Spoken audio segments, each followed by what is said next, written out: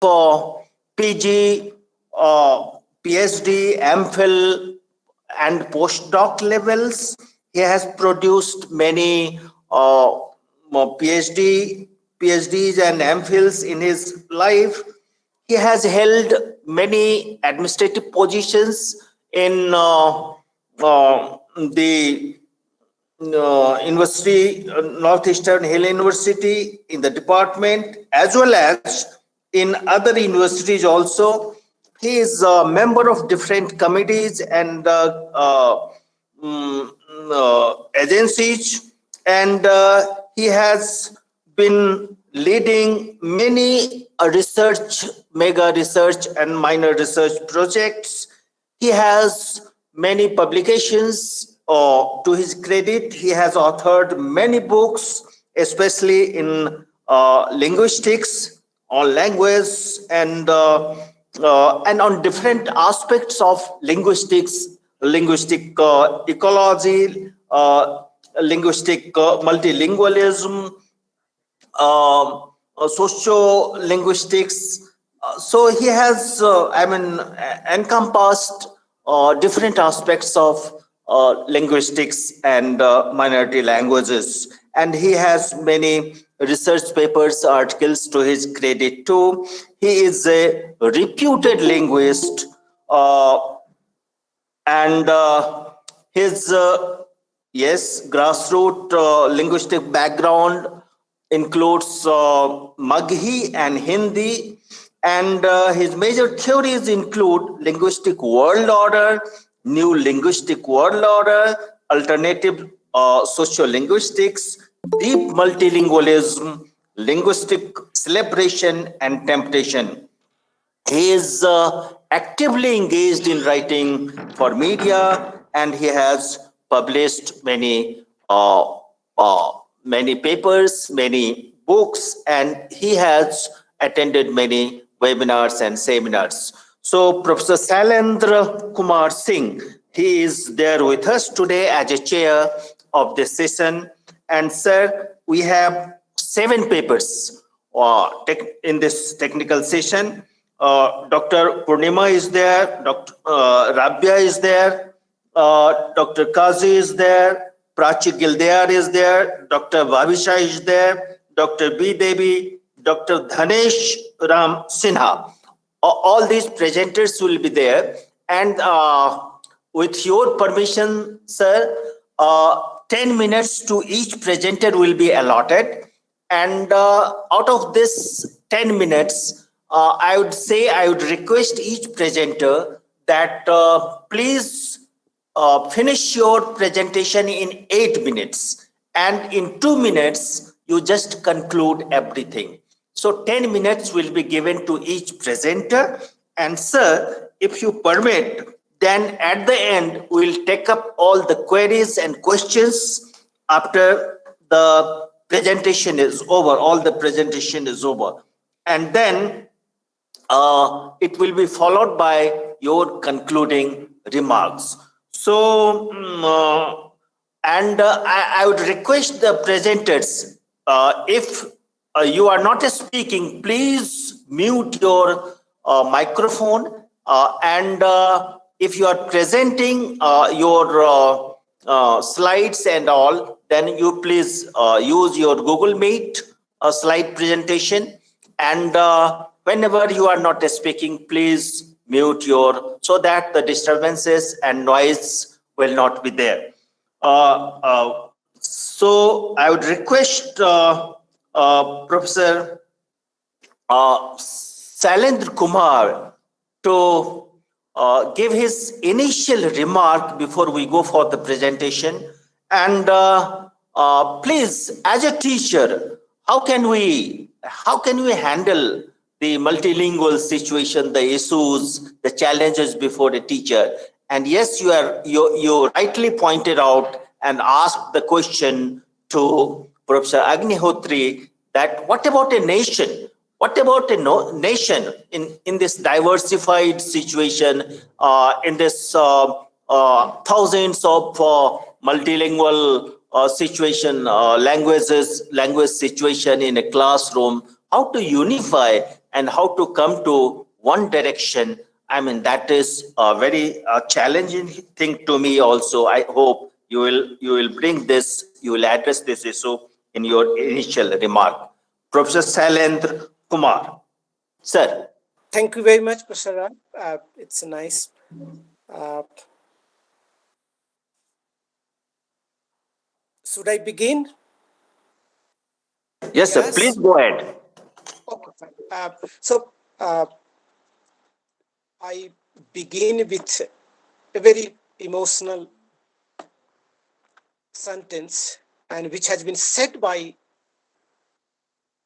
Mahatma Gandhi, and he says, within quote, a civilization is judged by the way it treats its minorities. Very emotional. And all of us have to respect that sentence. And that is, a civilization is judged by the way it treats minorities. But then the question is, linguistic minority is a civilization issue? And if you ask me a question, is it so? And I will say yes, the issues of minority languages and minority in general is basically a civilizational issue. And if it is so, we need to debate it very seriously and carefully.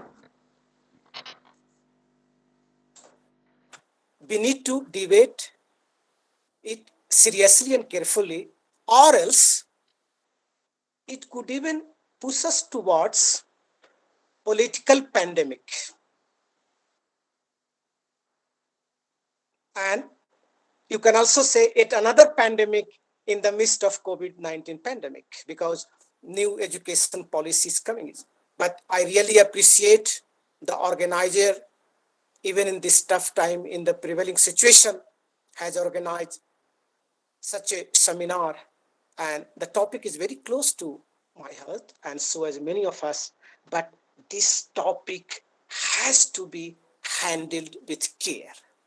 Kyunki, why I'm saying this, because you can also sing a song, Mamla Gadbad Hai, because we have used the term minority language,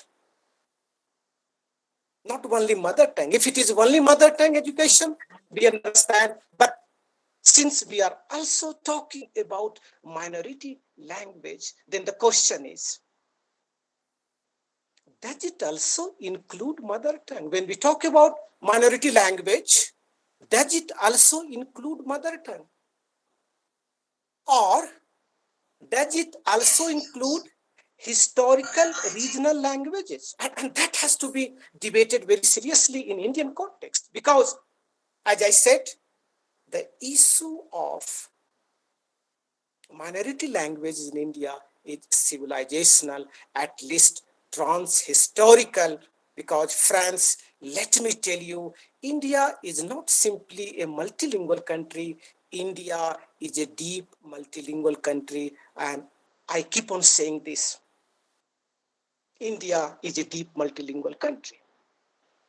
And even the Council of Europe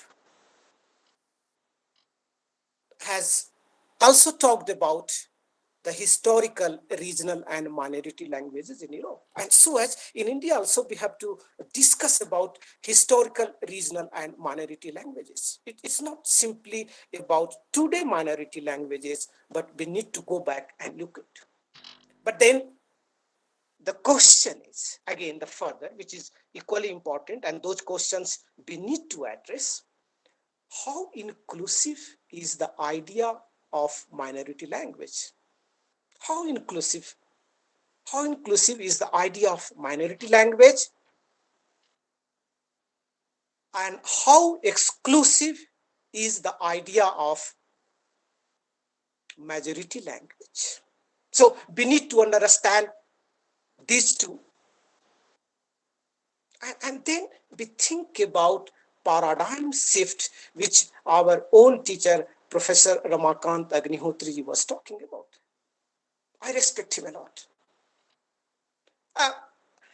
But then these two questions need to be answered. In particular, how inclusive is the idea of minority language and how exclusive is the idea of majority language?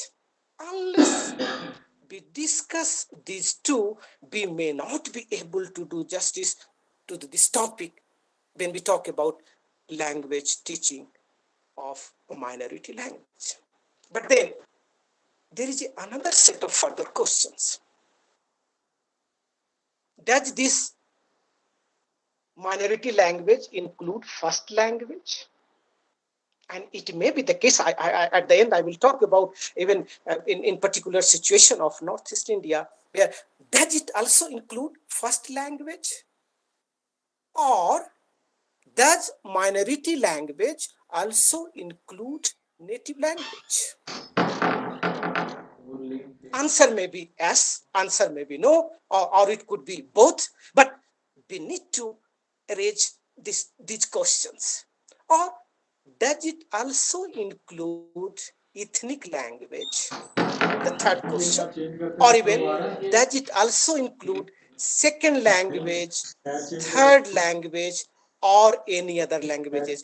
That any other languages, I put it in under bracket, because unless we discuss about any other languages, we may not cover the issues of minority languages in India. Or does it also include foreign language? And it's a very serious issue. Does it also, when we talk about minority languages in India, in terms of number, does it also include foreign language? And answer could be yes. And does it also often include majority language? So friends, these are the questions. Those questions have to be debated very seriously. Otherwise, we may not be able to do the justice. But we are coming very closer to the issue of binary opposition. That means the something which is called majority language and the something which is called minority language. At any point of time, we cannot think of minority language unless we keep in mind majority language. And if this is the case, then we can say that the idea of minority language cannot be conceived in the absence of majority language. No, it is not possible.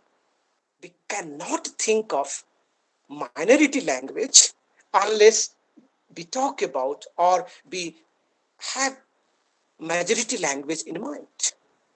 And then I always think, if this is the question, or if this is the final answer in that sense, then it is almost same as the idea of mother tongue, because the idea of mother tongue cannot be conceived in the absence of mother. And why I'm saying this? You can push me into a corner and ask me why I'm saying.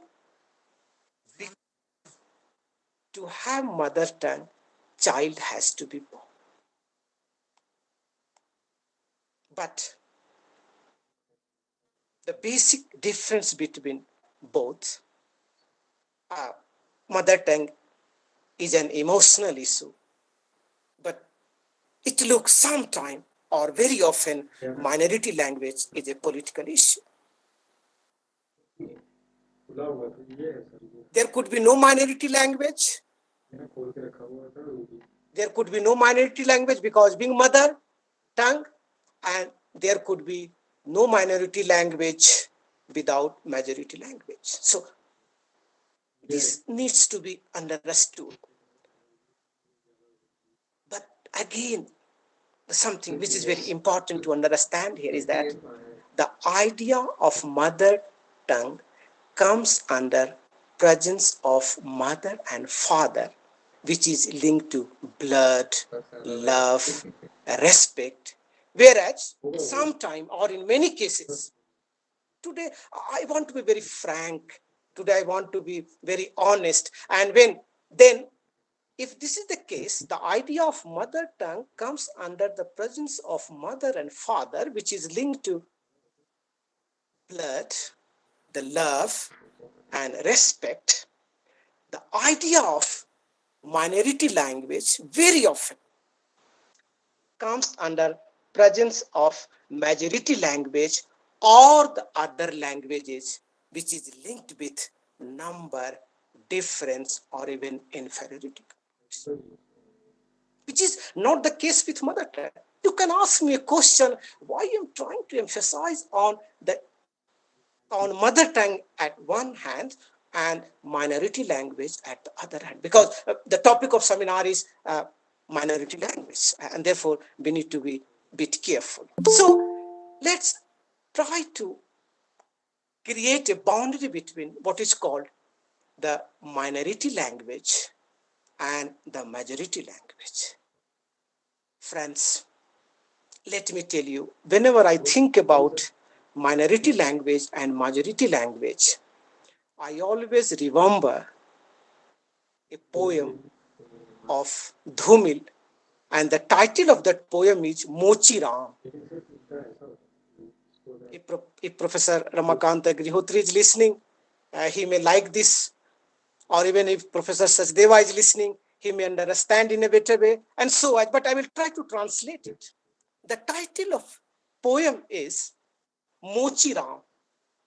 Hope I don't have to translate the word Mochi Ram, but it says, the Dhumil says, वह हंसते हुए बोला, he spoke a smiling and laughing, Babuji,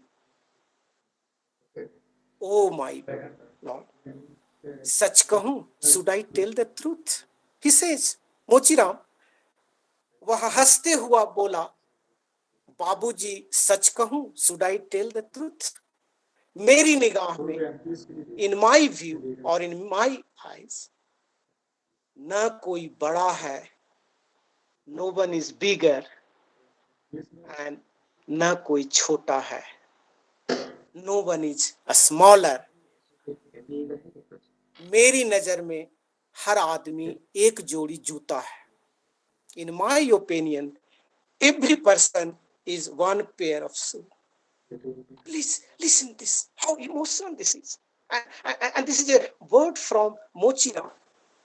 He says, no one is bigger, no one is smaller. मेरी नजर में हर आदमी एक जोड़ी जूता है. In my opinion, in my view, each individual is one जोड़ी, one pair of shoe, जो मेरे सामने मरम्मत के लिए खड़ा है, who is waiting for repairing. I think all of you have understood what I am trying to say.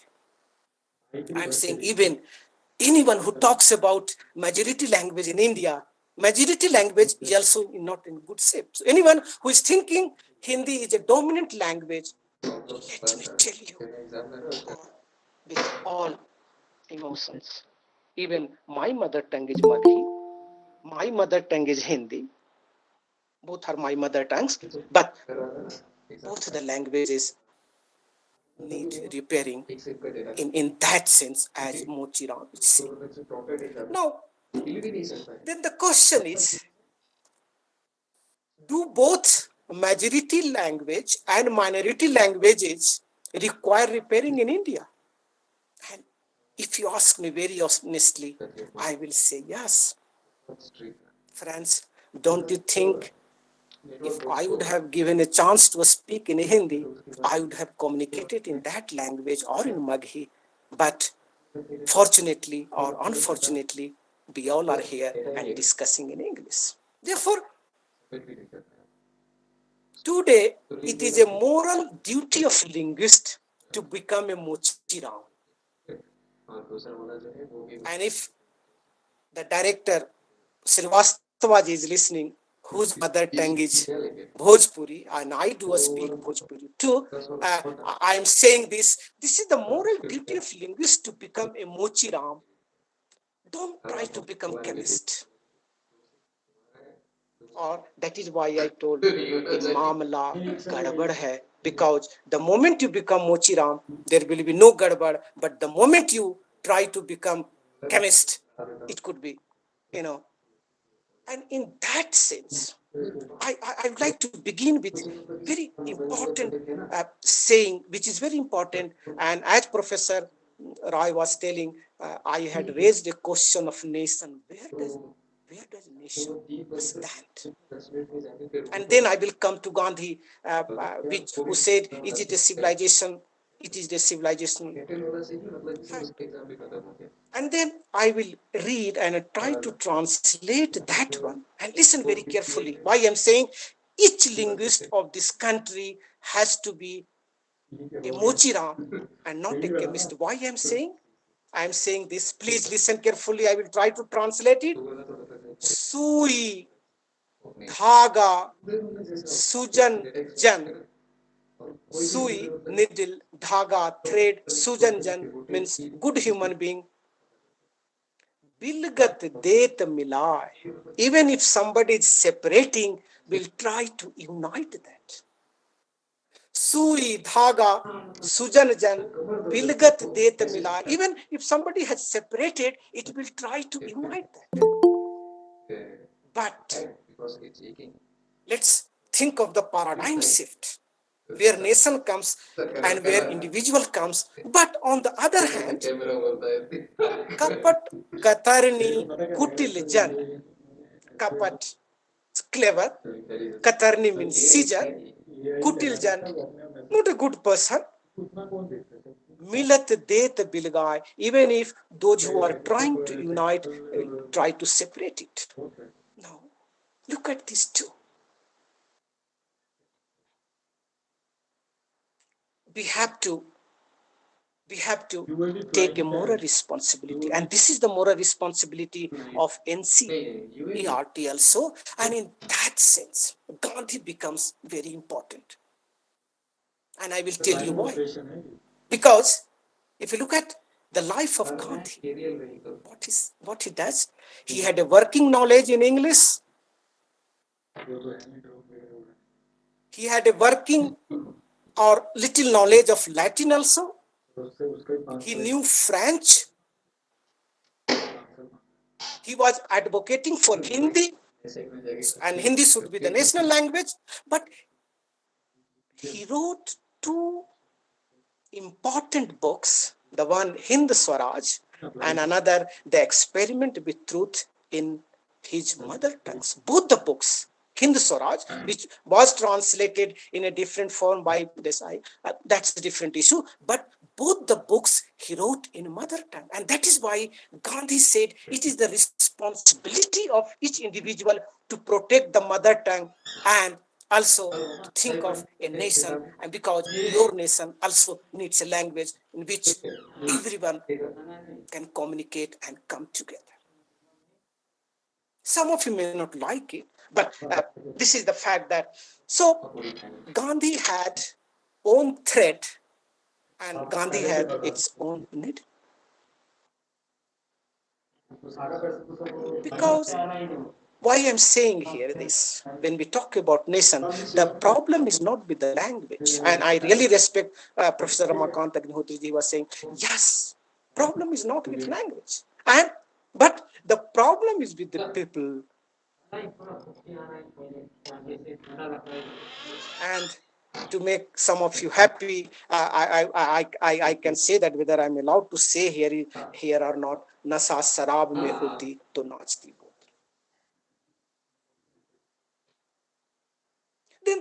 Then the another set of questions, which is equally important: who is linguistic minority in India?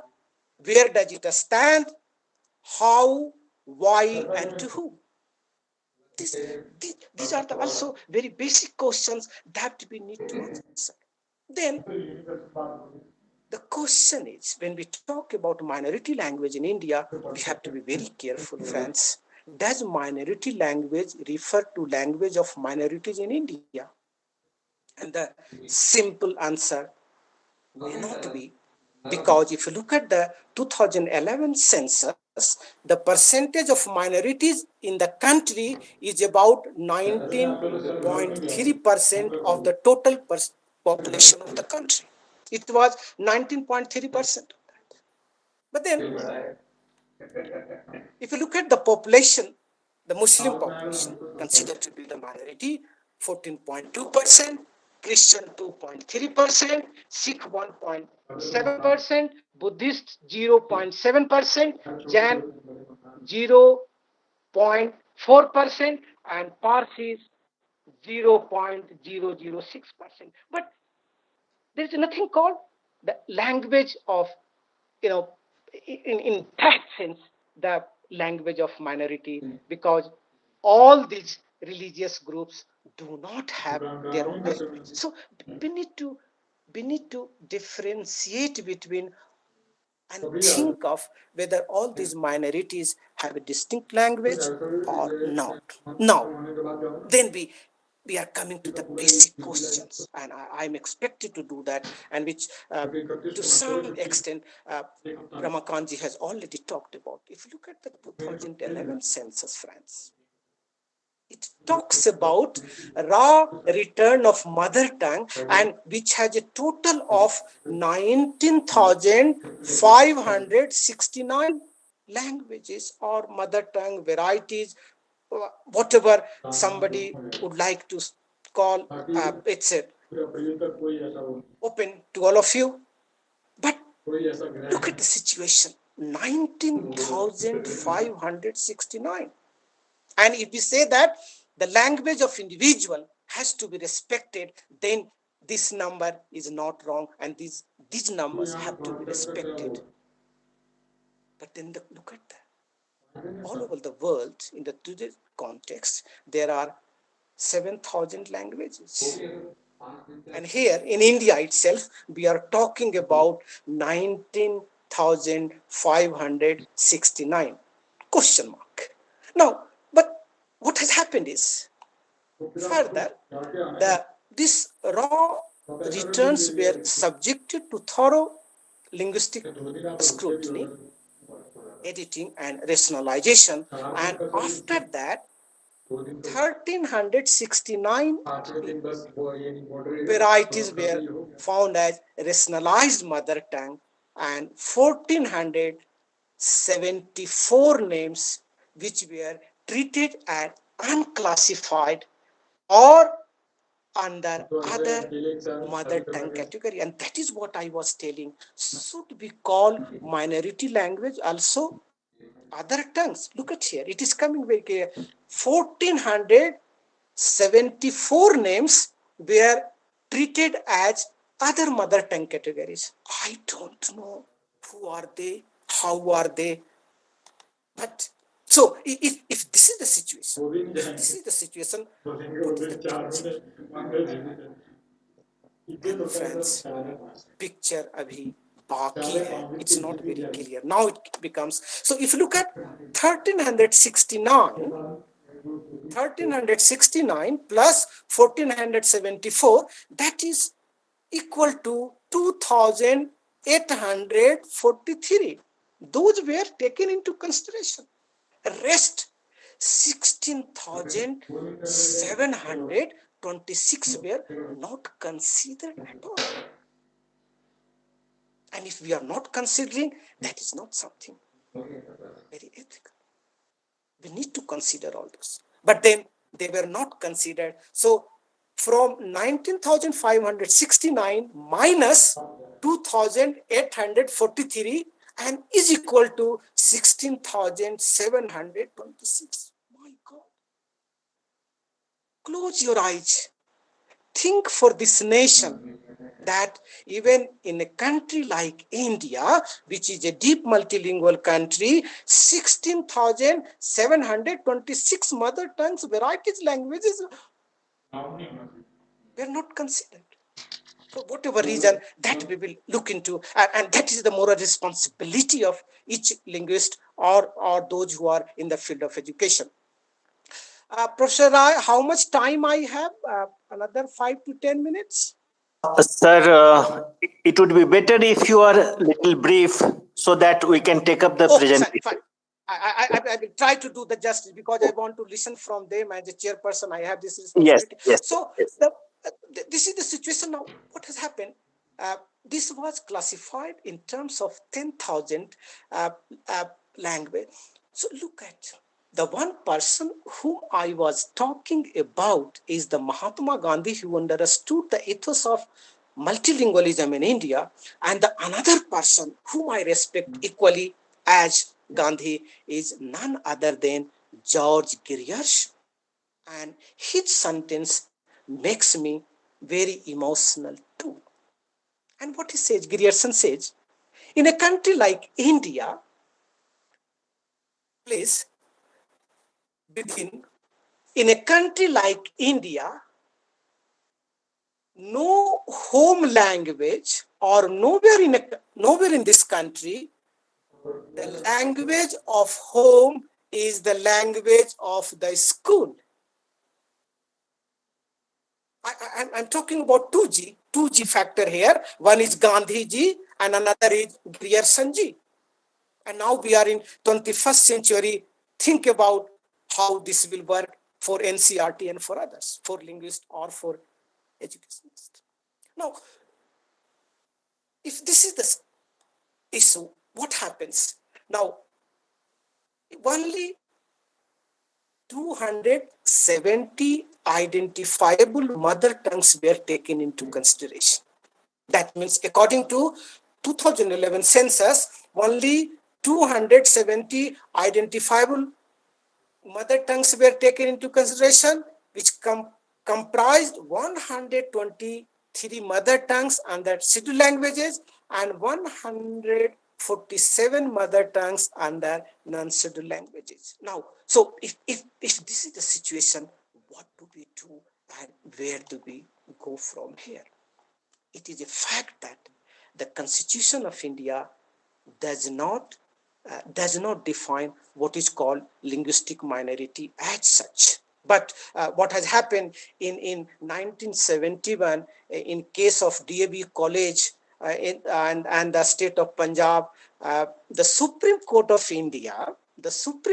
India defined a linguistic minority as a minority that at least has a spoken language regardless of having a script or not.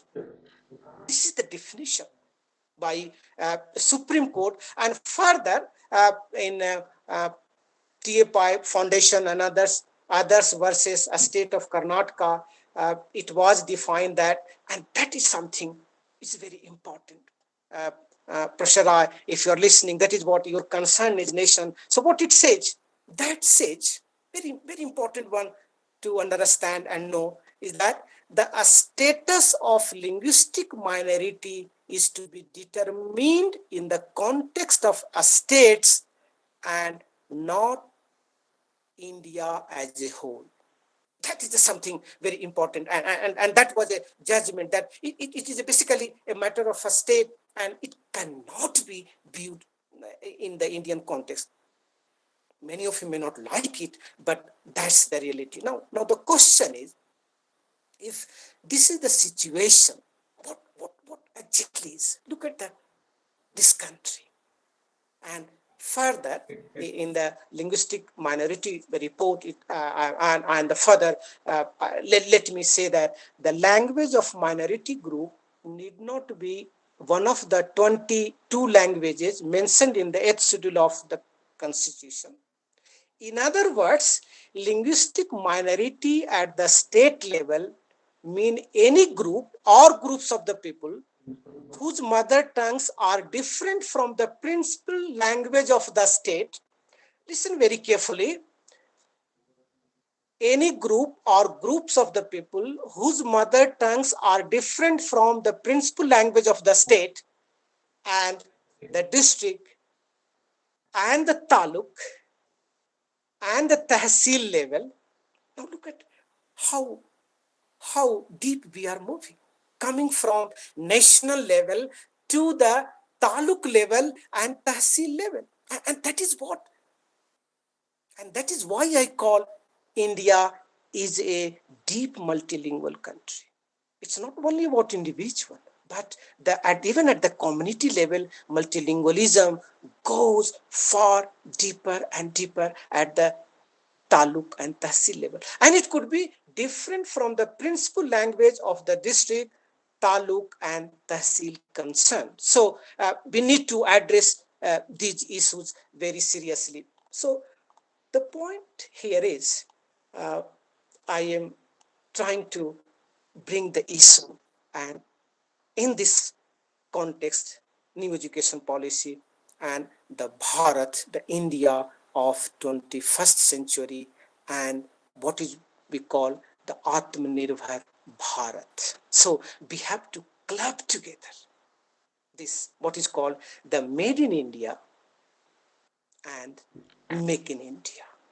And you can ask me a question, what actually I am trying to say in this? I am saying the issue of language, or the issue of language teaching, and the issue of education has to be clubbed together with the issue of Made in India versus Make in India.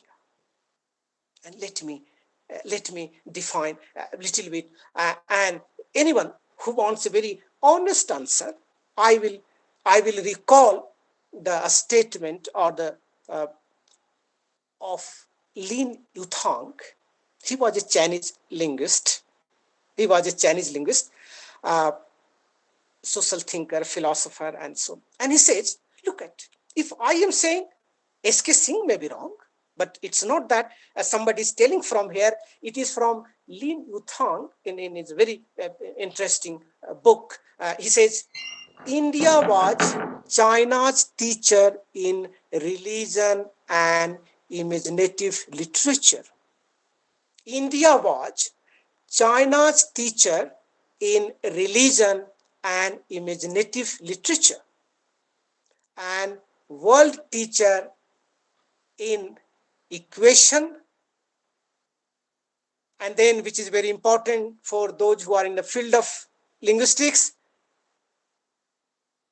world teacher in equation, trigonometry, grammar, phonetics, chess, as well as philosophy, and that inspired many.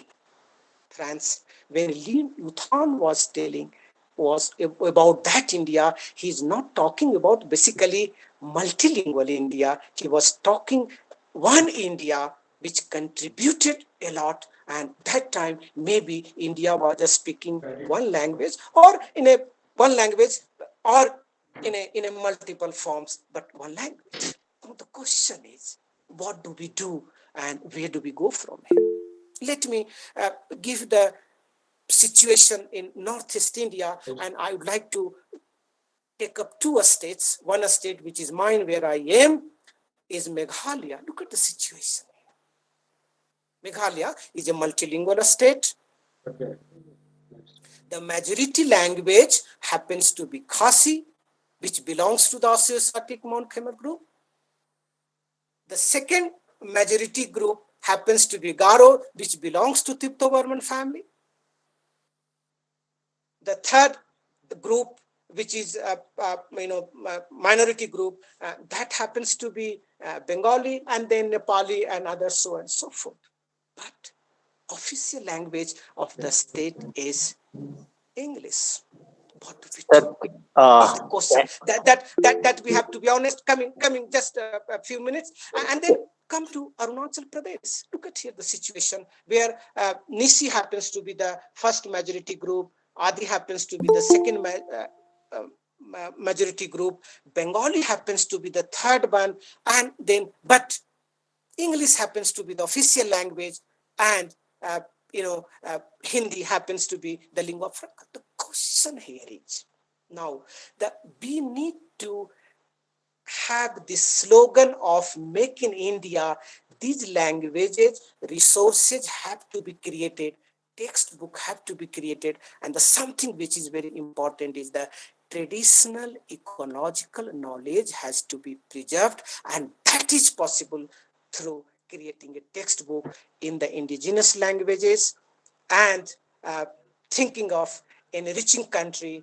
Let's try to make this nation as Atmanirbhar Bharat, and Jai Hind, Jai Bharat. Thank you very much. Thank you, sir. Yeah. It was really great. The way you have deliberated the linguistic situation in India and uh, how you have concluded that it's the language issue is more political issue than the language itself. It was nice, and you quoted the Mochi Ram, and you brought this Mochi Ram Kavita. I could understand, I could internalize.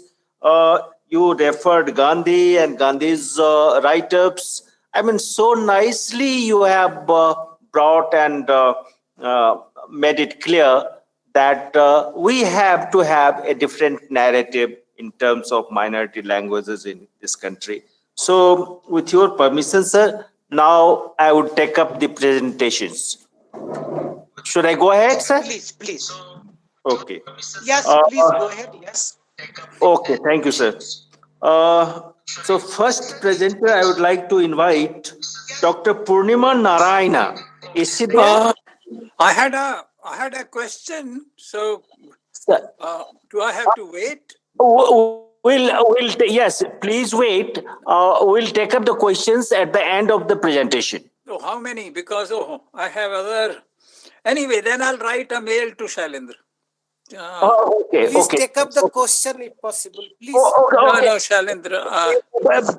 Please, one question, quick question, sir. Please go ahead. No. I don't want to disturb the program. Please go ahead. We can talk on the mail. Okay. Okay, thank you. Thank you very much. Thank you, sir. Thank you, sir. So I invite Dr. Purnima Narayan, if she is online, please start your presentation and please finish it in Yes. minutes. Dr. Purnima Narayan. Present. Yes, present, sir. Afternoon, Professor Ramakant sir, Professor Salen sir, and afternoon all of you. मैं अपना paper जो present कर रही हूँ, आप मुझे सुन पा रहे हैं सर? बिल्कुल आप सुन पा रहे हैं। आप एकदम क्लियर एंड लाउड हैं। आप बताइए अपनी बात रखिए। हाँ, मेरा पेपर है अनुदेशन माध्यम रूप में मातृभाषा और गृह भाषा के लिए है कि मनुष्य जगत में जो मानव की श्रेष्ठता का जो आधार है वो हमारी बुद्धि, संस्कृति और भाषा, और जैसे प्रोफेसर रमाकांत सर ने कहा है कि भाषा मनुष्य का मस्तिष्क है, तो इस मस्तिष्क में ही वो अपने अनुभवों, अपने एक्सपीरियंस से सीखता और समझता है, और इसे सीखने और समझने में जो उससे वातावरण से, एनवायरनमेंट से जो सूचनाएं उसको मिल रही है, उसका वह बहुत योगदान रहता है, क्योंकि मातृभाषा और गृह भाषा उसके मेमोरी लेवल के सीखने में मदद करती है, तो उसमें अनुदेशन माध्यम से जो सूचनाएं वह लेता है और उपलब्ध जो उसको मिलती है, इसके आधार पर उसके मेमोरी लेवल और उसके ज्ञानात्मक विकास की ओर वह अभिमुखीकृत होता है, और सीखने में किसी विशेष औपचारिकताओं की उसे आवश्यकता नहीं पड़ती है, वह अनौपचारिक रूप से स्वतः ही वह सीखता चला जाता है, उसको किसी विशेष इन्वायरमेंट डेवलप करने की आवश्यकता नहीं होती, जो उसको मिलता है वो उसको लेता है और आगे बढ़ता है।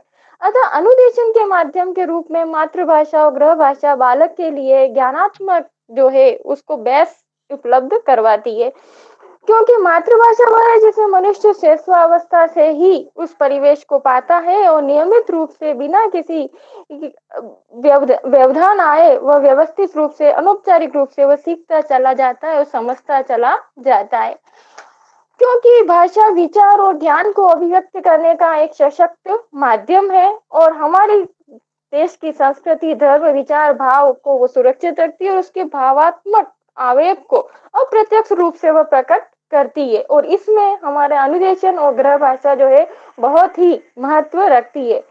अतः हम इस भाषा के अभाव में न तो हमारा विकास संभव है और न ही हमारा व्यक्तित्व हम विकसित कर सकते हैं, क्योंकि भाषा के द्वारा ही अपने विचारों, भावों और संस्कृतियों को किसी दूसरे के सामने हम प्रकट करते हैं, और वह एक सशक्त माध्यम होता है। और किसी भी व्यक्ति को भाषा के द्वारा जब नए विषय वस्तु के बारे में जब ज्ञान होता है तो वह सूचनात्मक होता है, यानी कि अनुदेशनात्मक ज्ञान होता है, और इस अनुदेशनात्मक ज्ञान को वह अचेतन रूप से लेता है, उसमें चेतनता का बहुत ही कम व्यवहार होता है। जब वो सीखने की ओर बढ़ता है, ज्ञानात्मक अवबोध करने की, तब उसमें चेतनता ज्यादा आती है।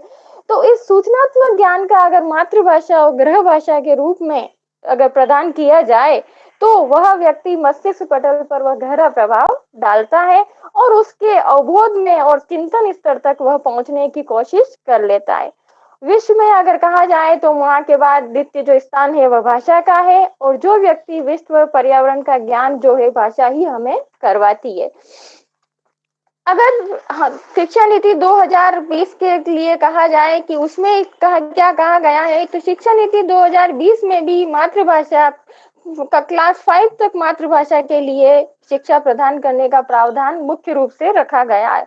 और इसके अलावा भी कि विद्यार्थियों को उच्च शिक्षा स्तर में संस्कृत के विकल्प के रूप में चुनने और सांकेतिक भाषा का प्रावधान मुख्य रूप से रखा गया। और जैसा कि मेरा विषय है कि अनुदेशन और मातृभाषा, तो अगर अनुदेशन का अभिप्राय समझें तो व्यक्ति को है सूचना उपलब्ध करवाना, और उपलब्ध संसाधनों के संदर्भ में जब हम स्थानीय व्यावहारिक और आवश्यकताओं की पूर्ति जो हम करते हैं, तो उस पूर्ति को बालक के व्यवहार का जो परिमार्जन करने के लिए मातृभाषा को माध्यम बनाया जाए, जो कि अल्पसंख्यकों की भाषा भी मान सकते हैं, तो वो भी है, तो उसको व्यवहार का माध्यम अगर बनाया जाए तो यह अनुदेशन एक उत्कृष्ट रूप से संपन्न होगा।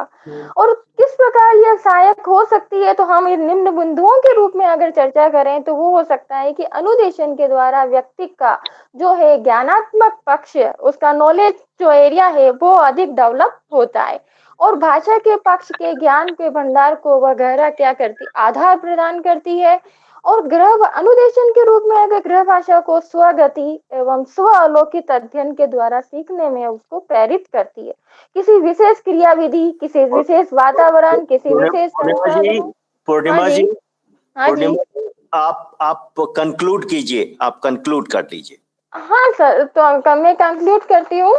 तो अगर भाषा के रूप में अगर देखा जाए तो जो संसाधन उसने उपलब्ध अनुदेशन के माध्यम के रूप में जब भाषा की बात होती है, तो अनुदेशन के रूप में वह अभिव्यक्ति का एक सरल साधन बनती है, मानसिक और बौद्धिक विकास का माध्यम बनती है, शिक्षा का एक सशक्त माध्यम बनती है, भाव अभिव्यक्ति का एक श्रेष्ठ साधन बनती है, सांस्कृतिक विकास में वह अनुदेशन के रूप में सहायक बनती है, जीवन के प्रति सकारात्मक दृष्टिकोण को विकसित करने में भाषा सहायक होती है, और मानव की श्रेष्ठता का जो आधार है वह बुद्धि, संस्कृति, भाषा, और इसमें मातृभाषा अनुदेशन इसे प्राप्त अनुभवों के आधार के संबंध में सीखता और समझता है। बस बालक जो है मातृभाषा के स्मृति अवसर पर अप्रत्यक्ष रूप से अधिगम के लिए प्रेरित करती है, उसके ज्ञानात्मक भंडार में वृद्धि करती है, और यह प्रक्रिया उसकी शेषवावस्था से प्रौढ़ावस्था तक चलती रहती है। अगर मातृभाषा अनुदेशन के माध्यम से बालकों में सहज अधिगम की वृद्धि करती हुई अचेतन मस्तिष्क के भावों और विचारों के विशाल भंडार में वह क्या करती, वृद्धि करती है, कोई बालक की तर्क शक्तियों का भी विकास करने की ओर अभिमुखीकृत होती है। अगर अनुदेशन माध्यम से मातृभाषा या गृह भाषा बालक की अभिव्यक्ति को सरल माध्यम बनाते हुए उसके मस्तिष्क व बौद्धिक विकास में भी बहुत वृद्धि करती है, इसलिए हमें ये चाहिए कि हम अनुदेशन के रूप में मातृभाषा और गृह भाषा के रूप में उसको प्रायोरिटी दें, और उसको प्राथमिकता देकर हम उस गृह भाषा और मातृभाषा को अल्पसंख्यकों के ज्ञान के रूप में उसको भी हम दे सकते हैं। धन्यवाद sir. Thank you, Dr. Purnima. Now, may I request Rabia Kaushik? Rabia Kaushik is going to present her paper on the title Status of Minority Language Education in India. Rabia Kaushik, please go ahead. Is Rabia here online? Rabia Kaushik? Rabia Kaushik, are you there? Rabia Kaushik? Yes. Can you hear me? Oh, please start your presentation. Please start your presentation. Sir, Ramakant sir, Professor Ramakant sir, Professor Shailendra Kumar sir. Today I am going to present my research paper on status of minority language education in India. India is a land of languages. There are 121 languages which are spoken by 10,000 or more people in India, which has a population of 121 crore. More than Be brief, finish it within 5 to 6 minutes. Just you give the intro, objectives, and your findings. Please go ahead. Okay, sir. A country as diverse as India is home to multiple cultures and multiple languages. Facing the challenge of dealing with this diversity, linguistic minority is such a challenge that needs to be addressed as soon as possible. Is it possible to educate every child in their mother tongue? As far as minority language education is concerned, Mr. circumstances. Kaushik, Yes, sir. can you please switch on your video if your internet connectivity is good? Sir, I live in a remote area of Saurashtra region, and if possible, I. It's okay. Okay, fine. Please continue with your presentation. Okay, sir. Thank you. There are many Indian languages without a written tradition. These languages are not developed enough to any specific purpose. Sometimes these minority languages are considered dialect or some other languages, resulting into the ostracization of these languages. Some smaller languages were not recognized as they lacked a script and standardization.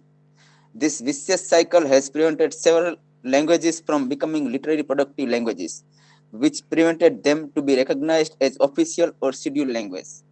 Article 350A of the Constitution accorded the right to mother tongue education at primary level of all linguistic minorities. Whenever 40 peoples of that language or at least 10 peoples of one single class request it. But it was not defined to what extent the mother tongue would have to be used in primary education. The question arises is why India failed its minority languages, especially those belonging to tribes. One may consider that it is difficult to cater education in every smaller language. But as far as tribal languages are concerned, there are hardly any government scheme or mechanism that tried and integrated these languages into the education system. Most of the linguistic minorities in India belong to indigenous groups and they can avail reservation in institutions for higher education under the scheduled tribe ST category. This adds up to the linguistic discrimination to impose assimilation on such students through the primary and secondary education system by instructing them in a majority language.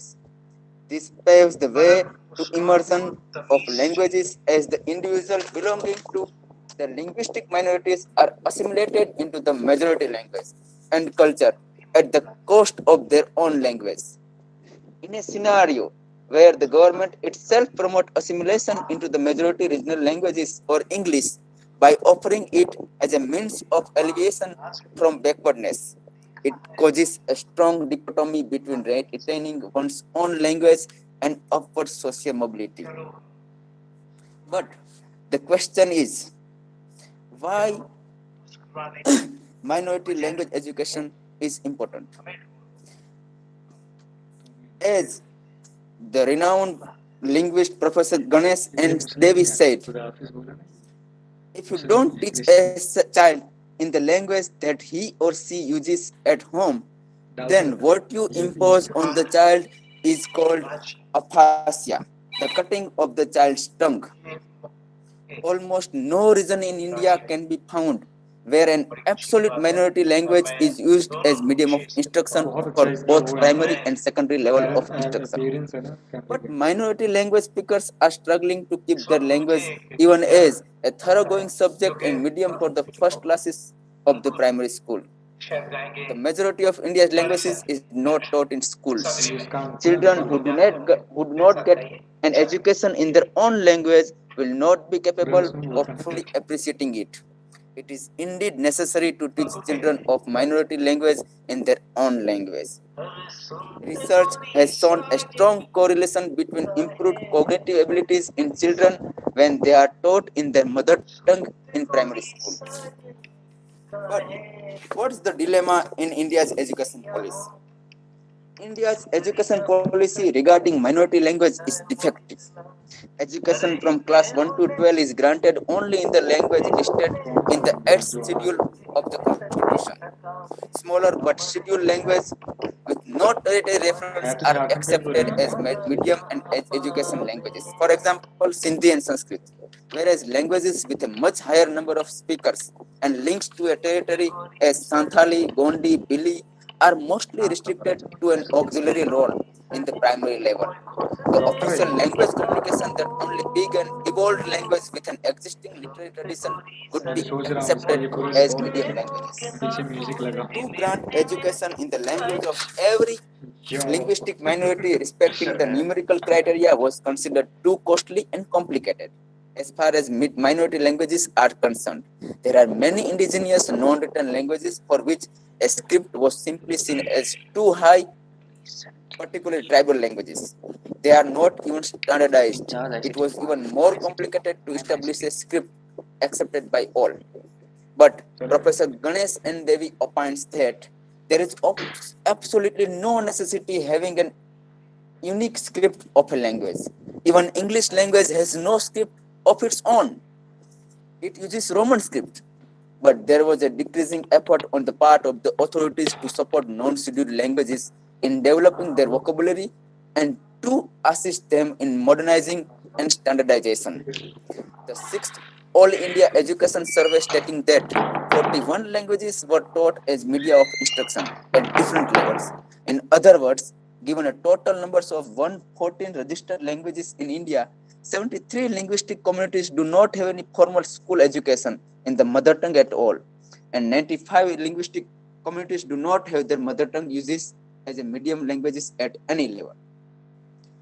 In India, the amount of bilingual and trilingual citizens is increasing very fast. Rabia, please wind up. Okay, sir. Okay. So, the most valuable among linguistic minorities are those belonging to tribes. Linguistic minorities have the constitution right to freely run their own school and determining the medium of instruction and the Indian link languages Hindi and English depending upon the availability of text. Teachers and linguistic preferences given in the minority community. Moreover, education authorities have developed composite courses coming minority languages and elementary Hindi as a single course.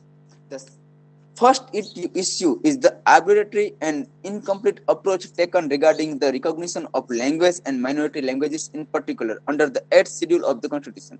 The major victim of the tribal languages, irrespective of the numbers of speakers and the literary traditions.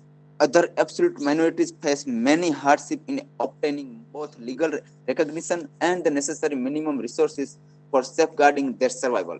In order to evaluate the real situation of linguistic minorities, a detailed assessment has to be made approaching empirical research. In India, there are many community public institutions, for example, the NCLM and the CIIL, that are carrying out serious political programs ensuring the right of linguistic minorities as enshrined in the Constitution.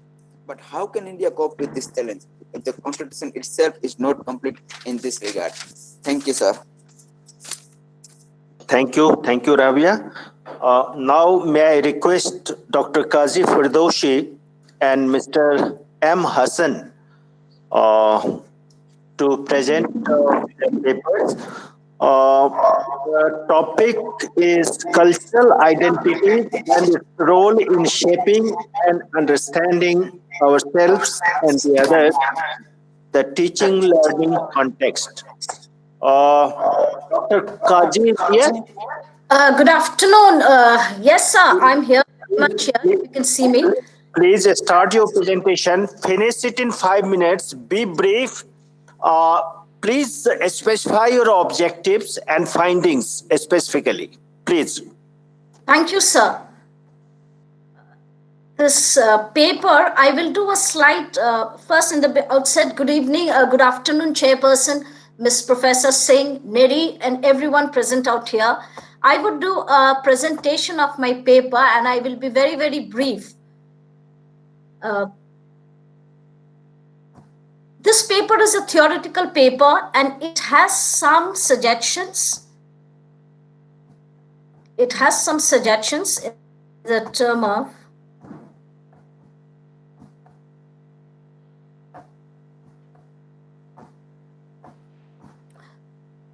of what schools may do. So the title is Cultural Identities and its Role in Shaping and Understanding Ourselves and the Others. It's a joint paper done by me and my colleague who is a fellow at NCERT, Ajmer. Now, this paper is a part of the sub-theme on the nature of language, learning, and socio-cultural perspectives. That is why the title is Cultural Identities and its Role in Shaping and Understanding Ourselves and the Others, the teaching learning context. The paper is focused on a classroom level. And this has two parts. The one theoretical part, why it's important for teachers to understand the cultural identities first of themselves and the others, that of their students, and some suggestions how they may be practically done in the classroom. Now, to begin with, Professor Singh has already talked about Mahatma Gandhiji's quote and what minorities here. For this paper, I would take minorities to be right people from all disadvantaged communities. To begin with, I will begin that all minorities are many of the students of minorities. It is important for us as teachers and as teacher educators to understand that many of the minority students do not begin their education when they start out on their educational journey on a level playing field. Now, why? Because it is due to their unique cultural identities, and language is a primary determinant of one's culture. So, and nowadays, if you look into NEP, and not only NEP, all our educational policies talk about the learning-based outcomes. So, when we talk of a learning-based outcomes, we have we have moved far beyond equity and all those to provide learner-based outcomes. So that is why it is important that the education that is provided is relevant to them, their lives, futures, and communities in which they live, because children are a product of their cultural identities. This is what we as teachers really need to understand and develop in a classroom. So this paper would focus on how will the school culture be responsive to diverse needs of the students.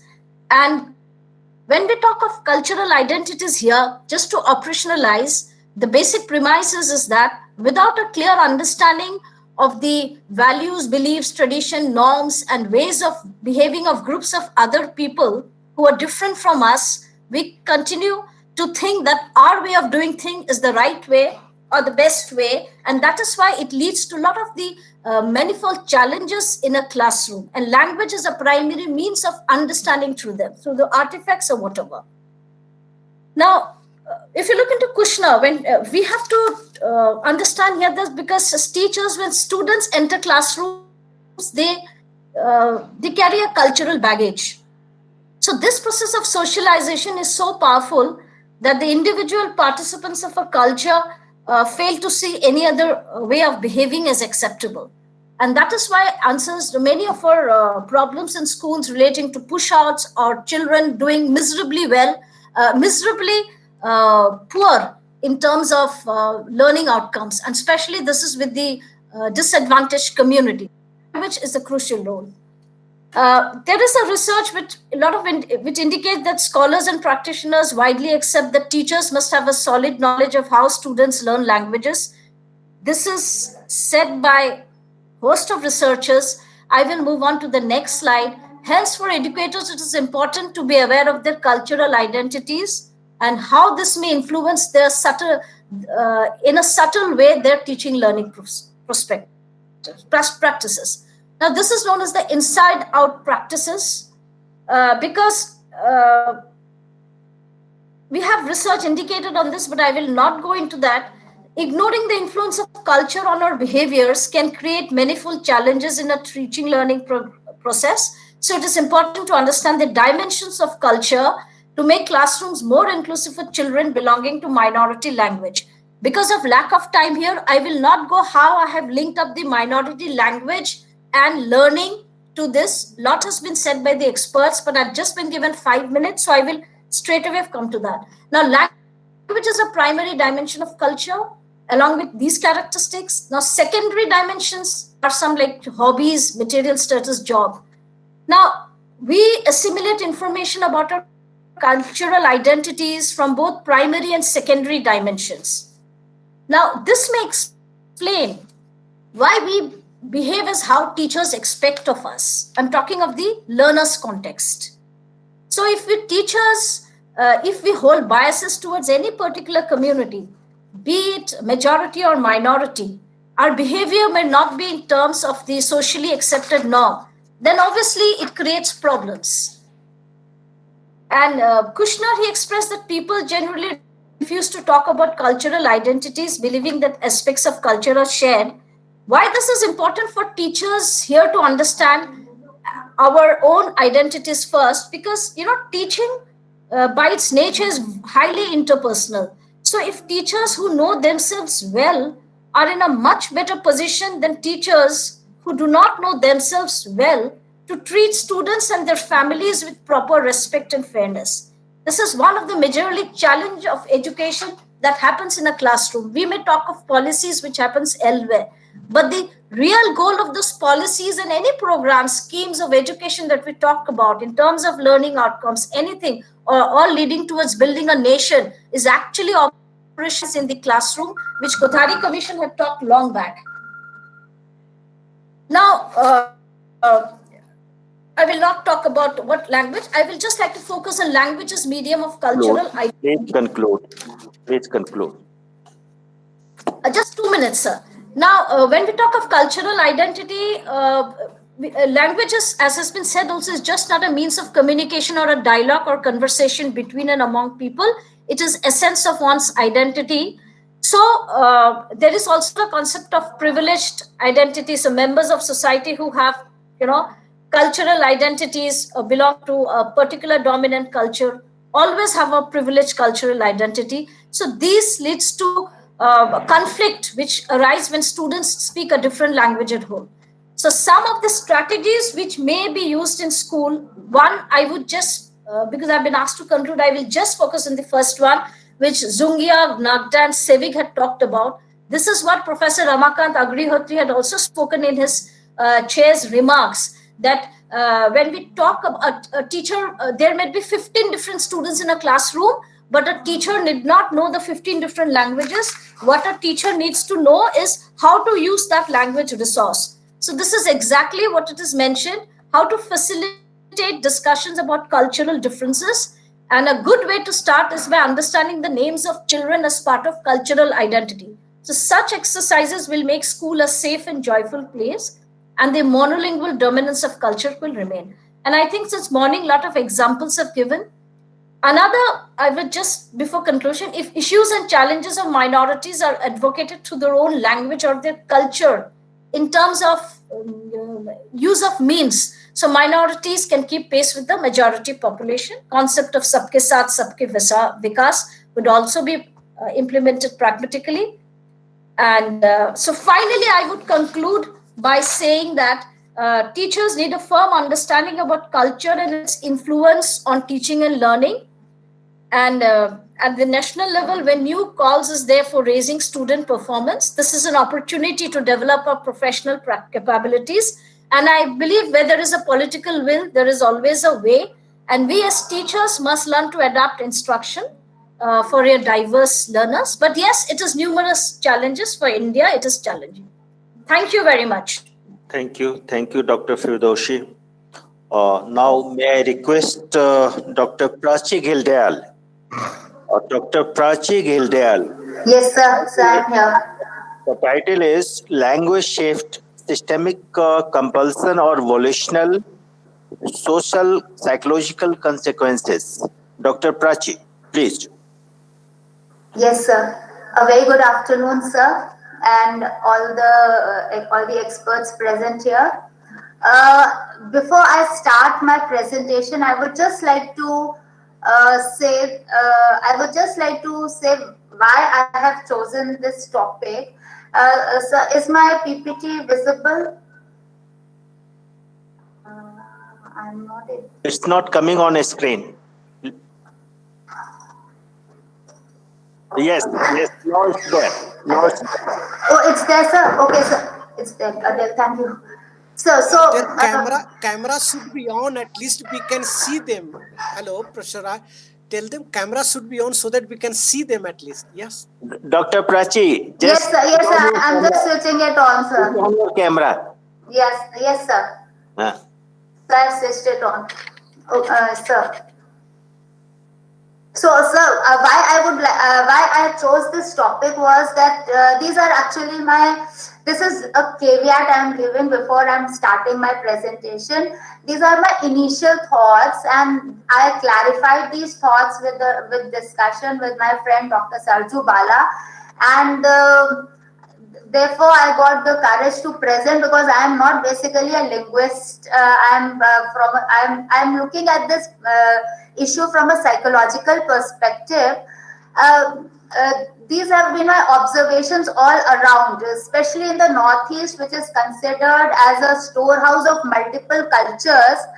I've seen a gradual blurring of these cultural identities towards a kind of standardization, similarity of dress, and lack of the distinctiveness that we generally want to see when we talk about a place which is known to be uh, culturally diverse. So language uniformity has been one major observation. What I have seen is that nowadays everyone, it's basically in the context of the adoption of English as the language of communication. Now everyone speaks English, or everyone at least wants to speak in English. So along with the choice of English language as a medium of communication, what has happened, I feel, is that a whole set of values, the lifestyles, in short, the entire culture, a different culture is adopted along with a different language. So now I will just make a few points about this language shift, whether it is system induced or it is a choice, and the psychosocial consequences of such a shift. And finally, I would like to talk about who actually is responsible for a particular language being called a minority language. So coming to my presentation, I will not talk about what language shift is, but the point which I would like to make here is that language shift is the effect of one language becoming referred to another one. It inevitably involves two languages, the retreating and the replacing language. So while language shift situations differ significantly across time and space, there is one feature common to all shift situations. It always affects communities in contact with and under domination by a more powerful community. So the entire issue of identity and dominance comes up when we talk about the language shift. There are several factors which are responsible for this language shift. It can be a result out of coercion or choice, and the socioeconomic and political factors play a major role. It is never because of an increase in choices, but in a decrease of available choices. Now, why do I call it a systemic compulsion? Because what happens is that we in India have an official language. Basically, we have two languages, and each state also has its own official language. But those are not the only languages that exist in these states or in the country as a whole. So what happens that though our policies and educational policies are stressing the importance of schooling in the mother tongue, what happens that a lot of children and a lot of people who are used to a particular language, they do not get the opportunity to continue their studies or their education in that same language. Maybe in some areas up to primary level they might get, but as they go up to higher levels of schooling, this opportunity is not anymore available to them. And there is also an unwritten kind of a subtle social preference for English, because of its association with upward social mobility and being so-called civilized. So when you want to appear to be very modern, elitist, or civilized, you prefer not to talk in your own language, and I see this all around me. When I go to pick my daughter up from one of the good so-called good schools, I see all the local people not speaking to their child in Khasi. They prefer to speak in English. In fact, this observation only prompted me to start talking about this, to start thinking about this paper. Could the language shift be volitional? Because language use and choice is intertwined with issues of identity and culture, and knowledge and facility with English language is associated, as I already said, with a higher status in society. Um, and educational and employment opportunities are limited in the minority language, so-called minority language. So it could be that the people are opting for this other dominant, so-called dominant language, which is basically, when I see in the Northeast, it is English, out of their own will.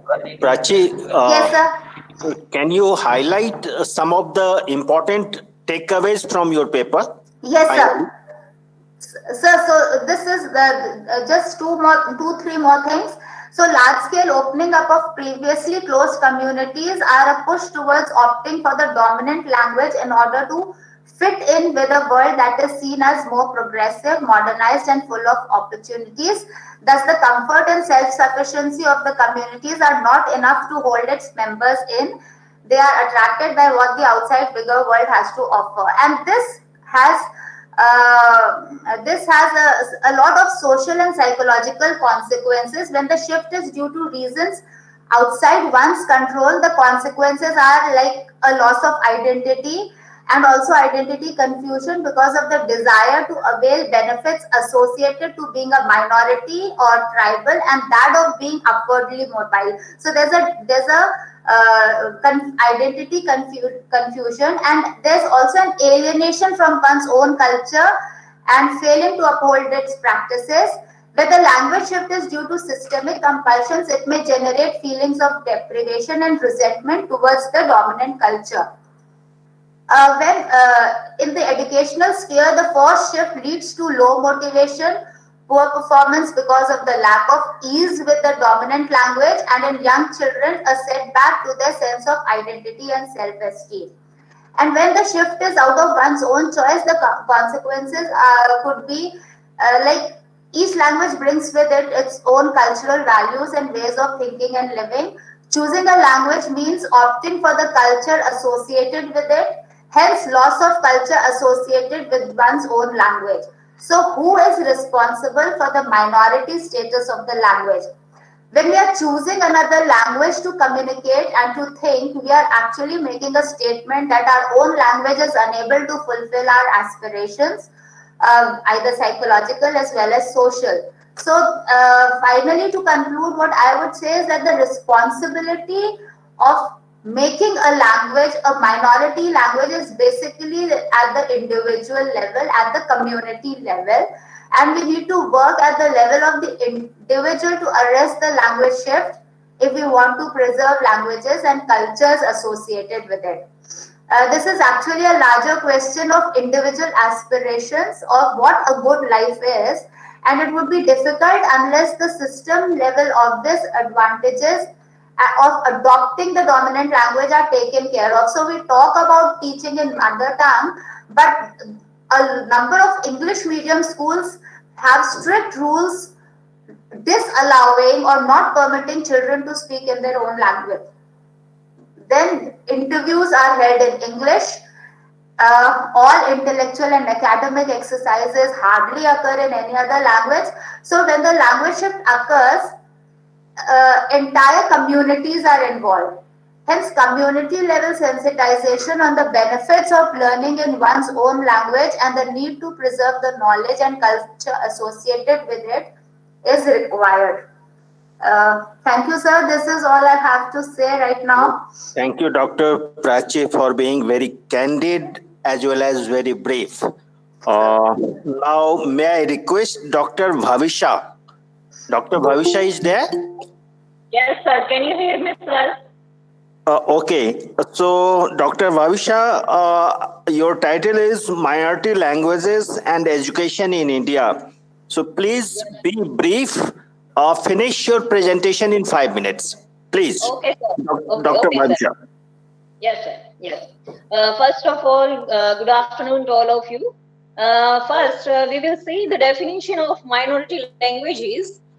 According to UN, the definition is the term minority includes the only those non-dominant group in a population which possesses and wish to preserve stable ethnic, religious, or linguistic traditions or characteristics marked by differently from those of rest of the population.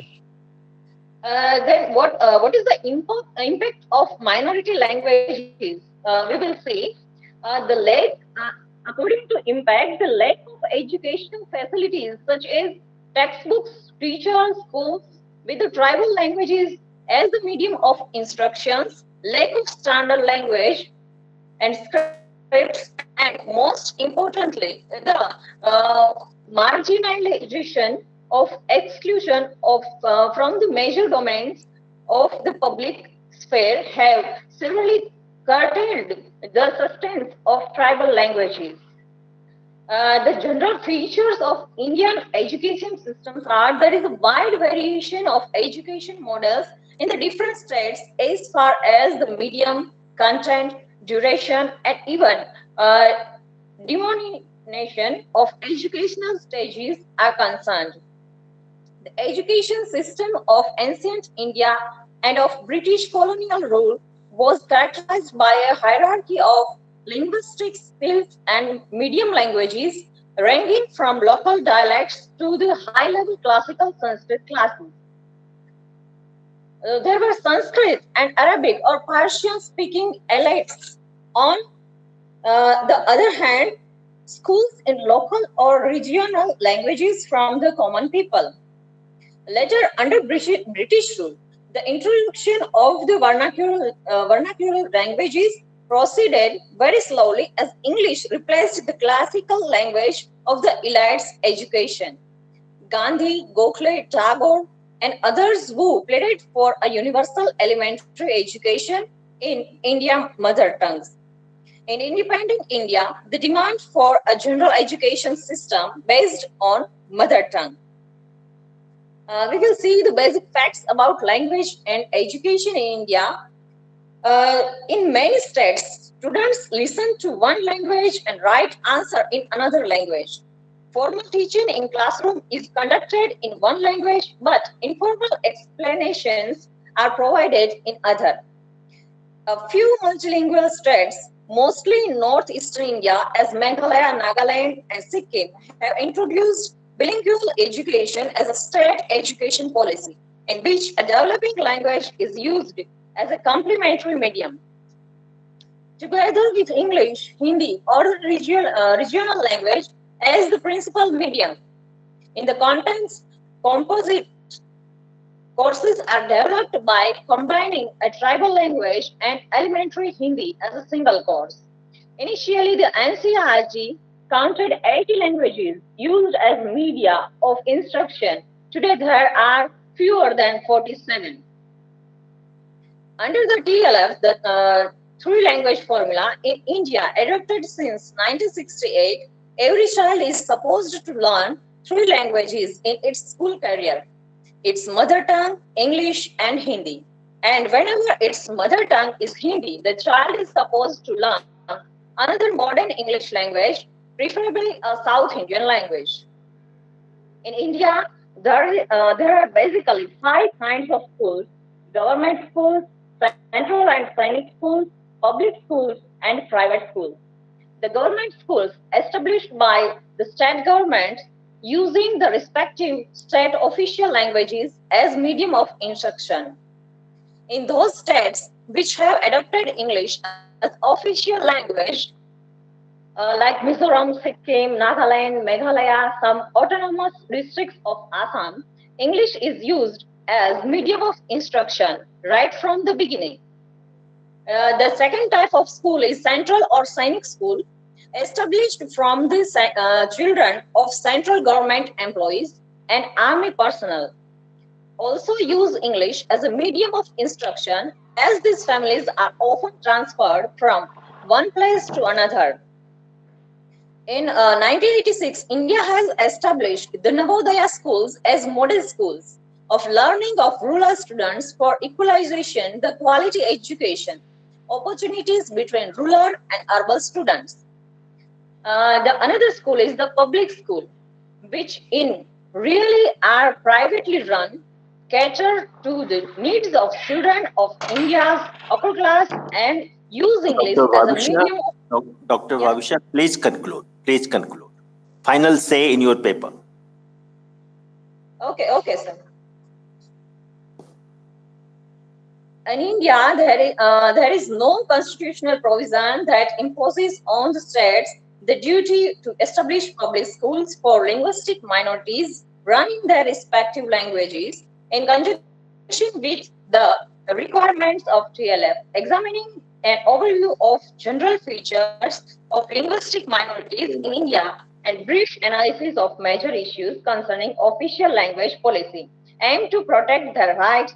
We find that the result is not overwhelming positive. In India, the most populous democratic country in the world must cope with a unique linguistic complexity. When addressing the issue of linguistic rights, one must acknowledge that minority situation and different kind and in size. The situation will be better whenever minority languages will be declared official language on a territorial level. Thank you, sir. Thank you, Dr. Bhavisha, for being brief. Now, may I request Dr. B. Devi? Her topic is integration of minority language as a school language. Dr. B. Devi.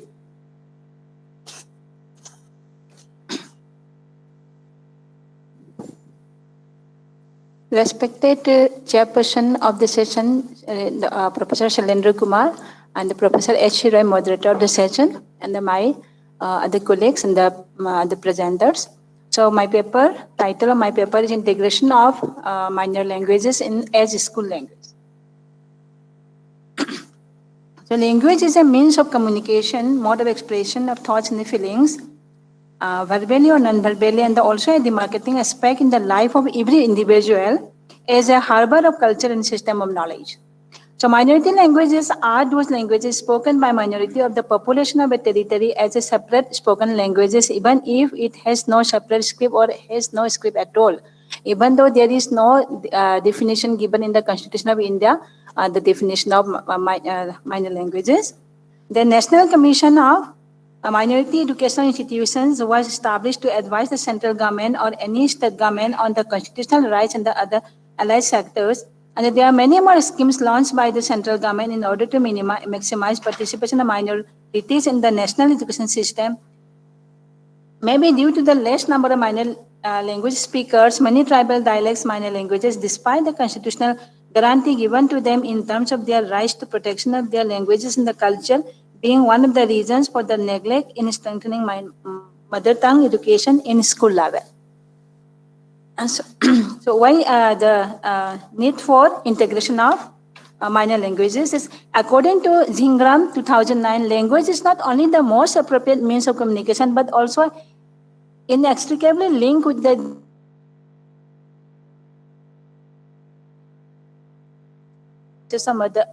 if mother tongue is used as medium of instruction or explanations of concepts which is new to the side. It is also a well-established fact that young children can learn and grasp non-trivial concepts more quickly in their home language or mother tongue. So, but children of linguistic minorities should not be compelled or forced to study in a language which is not familiar to them in primary level, But in the northeast states and southern states of India, English have been used as medium instruction right from their primary level, while in other states, there are chances of forcing the children to learn in local languages like Hindi, Urdu, Bengali, Sanskrit, and the Gujarati at present moment. Then there is a no comprehensive literature available for children belonging to the ethnic minority communities in India. Thereby, children studying within state or hometown even may have also faced problems as most of the mother tongues or home languages are not well developed for teaching and the learning. An alternative action for language can be utilized by the students of indigenous language minorities of their medium of instruction in their own language, and the majority regional languages is taught comprehensively as a second language. It is high time that the government really put on in bridging the gaps in the education system by taking necessary steps to integrate the language of the linguistic minorities in the school education system. So today, after 7 decades of independence, many tribal languages in India face extinction threat, and around about 3,000 languages are endangered. And so there are many ways for promoting the minor languages, like documentation and the conservation of minority in endangered tribal dialects, and the issuing of pamphlets in minority language and the detailing safeguards available to linguistic minorities, formulation and implementation of policies for safeguard of endangered minority tribal dialects, formulation of adequate policy to encourage using mother languages wherever and whenever possible, so that such endangered language may not be extinct. But now NEP 2020 is taking care of this mother language. However, preparation of teaching and learning methods, including grammars and the dictionaries, will be required, and financial assistance may be given to the who dedicated their life for the minor languages. These are some of the means and ways of promoting the minor languages. So out of these means and the ways, my paper I would like to focus on the bilingual approach as a means of promoting the language, minor languages. So in here, bilingual approach can be used by teachers and the students both. And the bilingual approach neither advocates the theory of grammar translation method nor the direct method, but takes good point whenever the students found trouble. Good points for the both from the both model, direct method and the translation grammar translation method. And whenever the students found trouble in learning English or the second language or the major language, the teacher used mother tongue as a strategy for teaching as to simplify the process and to minimize the difficulties. Therefore, teachers of teaching major languages can make use of mother tongue as a teaching aid or an innovative strategy to make the process of learning effective. At the same time, bilingual learning school as students is strongly influenced by the organization of bilingual education in the formal education context, in which the student receive their elementary and secondary education. This way, both the teacher and the student can be benefited by the bilingual approach. And there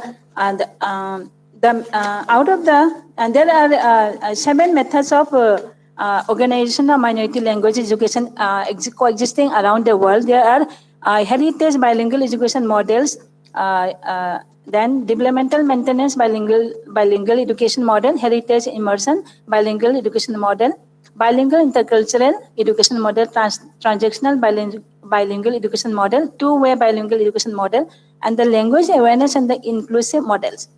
So with the variations in how to organize bilingual education models, more commonly, it may be provided into the kinds, namely weak form and the strong form of bilingual education. So in the weak form, the bilingual approach, goal of the bilingual approach is to make the children begin to study in the major languages as soon as possible and adopted as a track of low-performing students as a remedial program, and that there is a provision for only a limited number of years. An example of weak form of this bilingual approach is transactional bilingual education model. And what is the strong form of bilingual approach? Strong form of bilingual education model may be referred to as enrichment bilingual programs with the goal to help students to achieve a high level of proficiency in 2 or more languages. And in this program, the students are provided with bilingual instruction throughout the students' time. In the earlier, it was only for a few periods of time so that they can transit from the minor language to the regional language. But here in this program, the students are provided with bilingual instruction throughout the students' time in the school so as the students can become biliterate and the bicultural. Here I would like to conclude that minority language education is very important in bridging the gaps between the intended learning outcomes and the achievement level at present. Which is evidenced by the NAS also. As per the prevailing situation and the need of the place or locality, appropriate means and the ways may be identified and utilized in the school as a school language. Thank you, Dr. Devi. Now, may I request the last presenter, Mr. Dhanesh Ram Sinha. Dhanesh Ram Sinha, is he there? Mr. Dhanesh Ram Sinha. Good afternoon, sir. Okay, please go ahead. And Yeah, sir. be brief. Yes, sir. In 5 minutes, please conclude. Okay, Of course, sir. So, respected chairpersons and all the degrees on the dais, the name of my paper is Language Learning and Cognition, and I am from Chhattisgarh. In this paper, learning and cognition are two important aspects of a language. Both are two sides of a coin. Learning is the first important process of our life.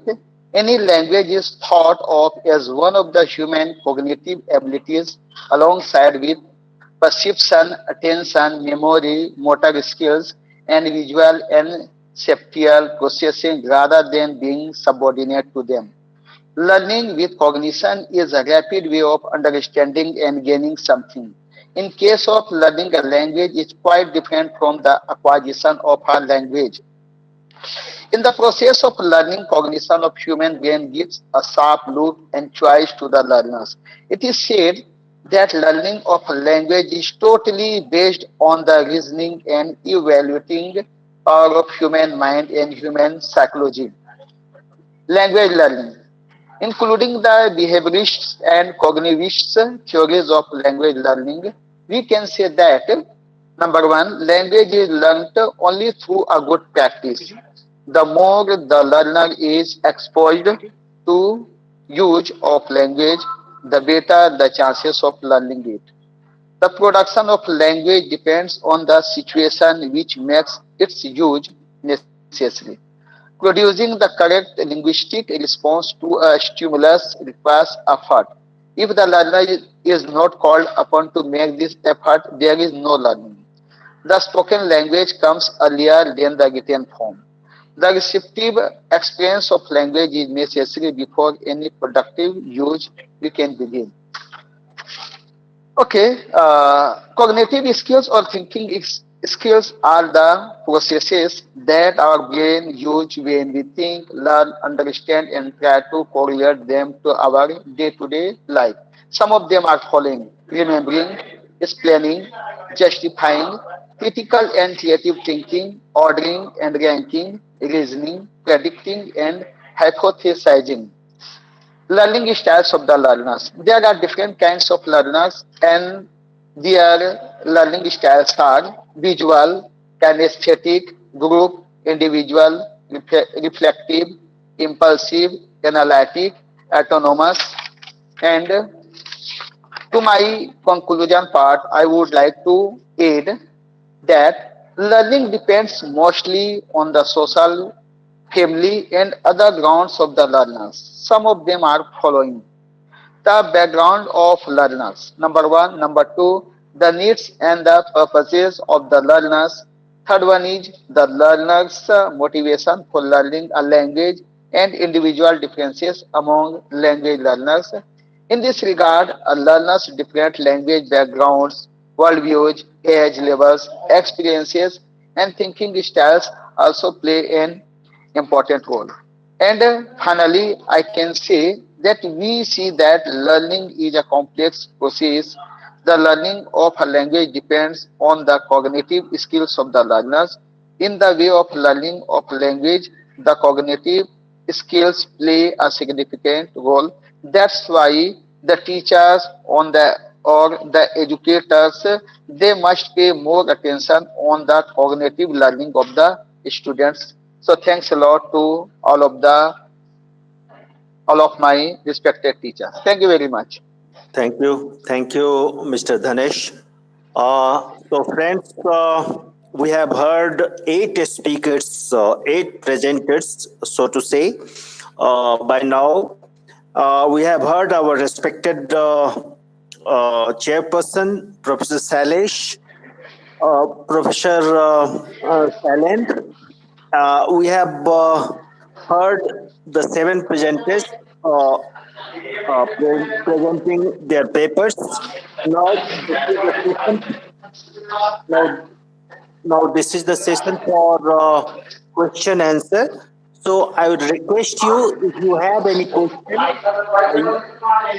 कोई अगर doubt हो तो if you have, Mr. Dhanesh, please switch off. yeah yeah Please mute your speaker.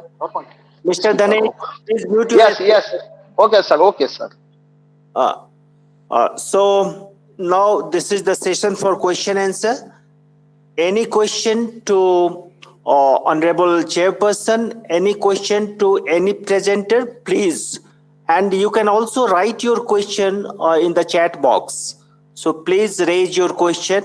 This is the question answer session. It will be brief, but please ask your pinpointed question or observation.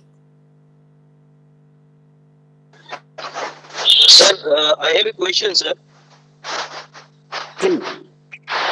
Sir, what will be the strategy to implement that we can implement for the betterment of the minority languages so that it can be preserved? And what will be the directives from NEP 2020?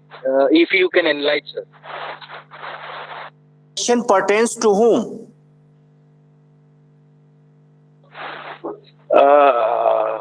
I think, sir, our chairman, sir, can enlighten on this topic. So it is directed to Professor Shailendra. Sir, Chairman, sir, please.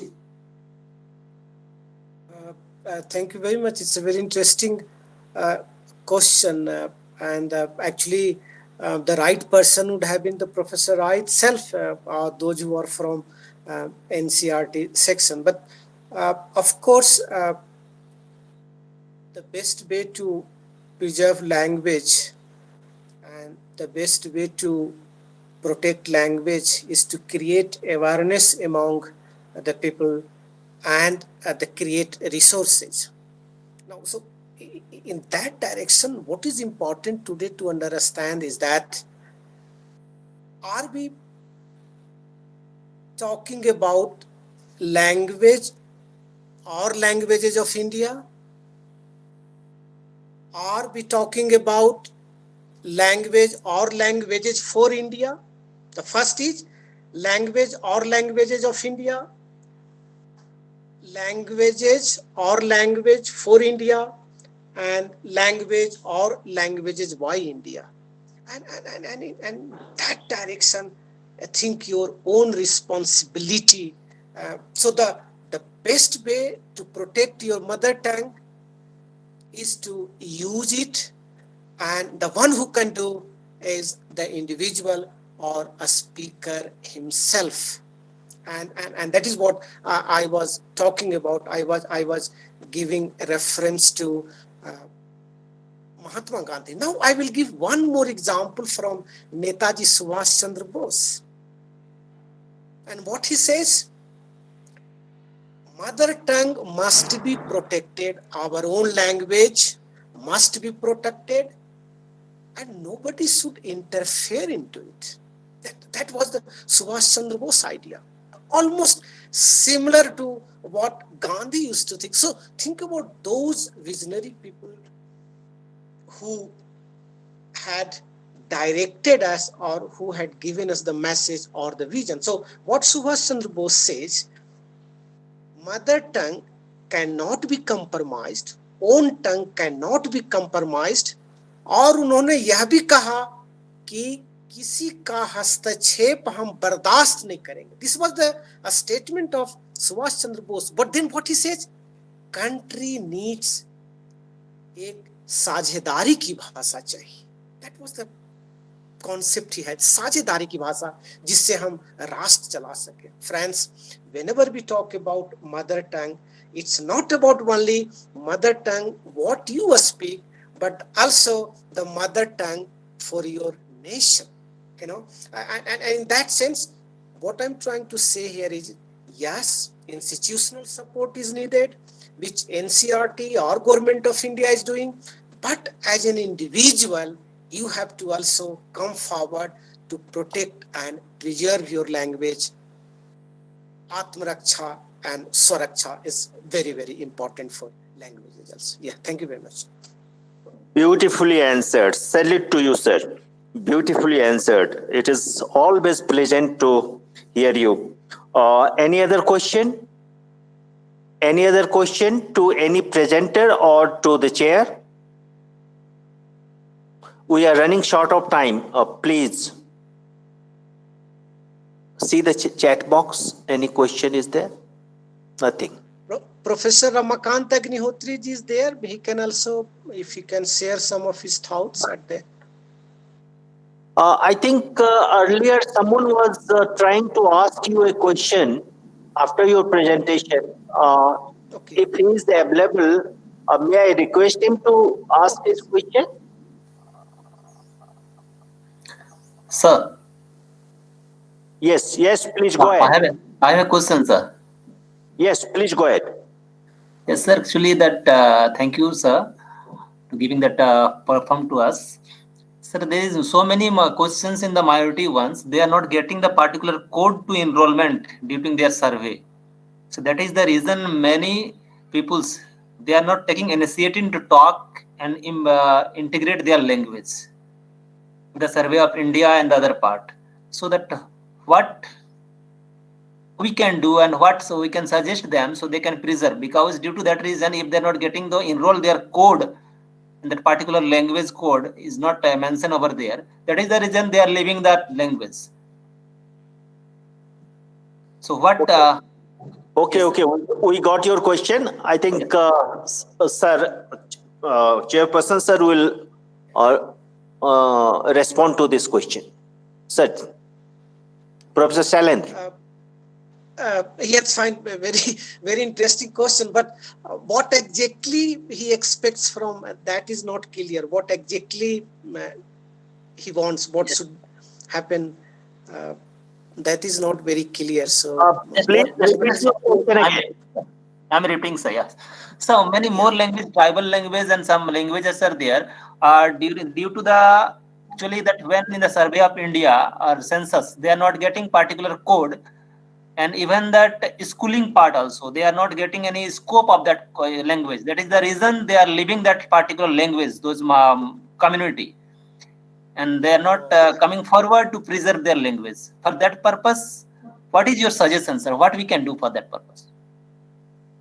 No, but as of now, the status of census language, so that's a very genuine concern. And if this is the case, we have to come forward and convince the authority to do that. But I'm not sure which languages are left, and are they really genuine languages that need to be included. Now, this is a very trivial question, and everybody has to close the eyes and ask what is possible and what is impossible. And unless we answer those questions, what is possible and what is impossible, then you may not be able, because each demand which we are thinking could be genuine. I'm not saying it should be denied. No, it should not be.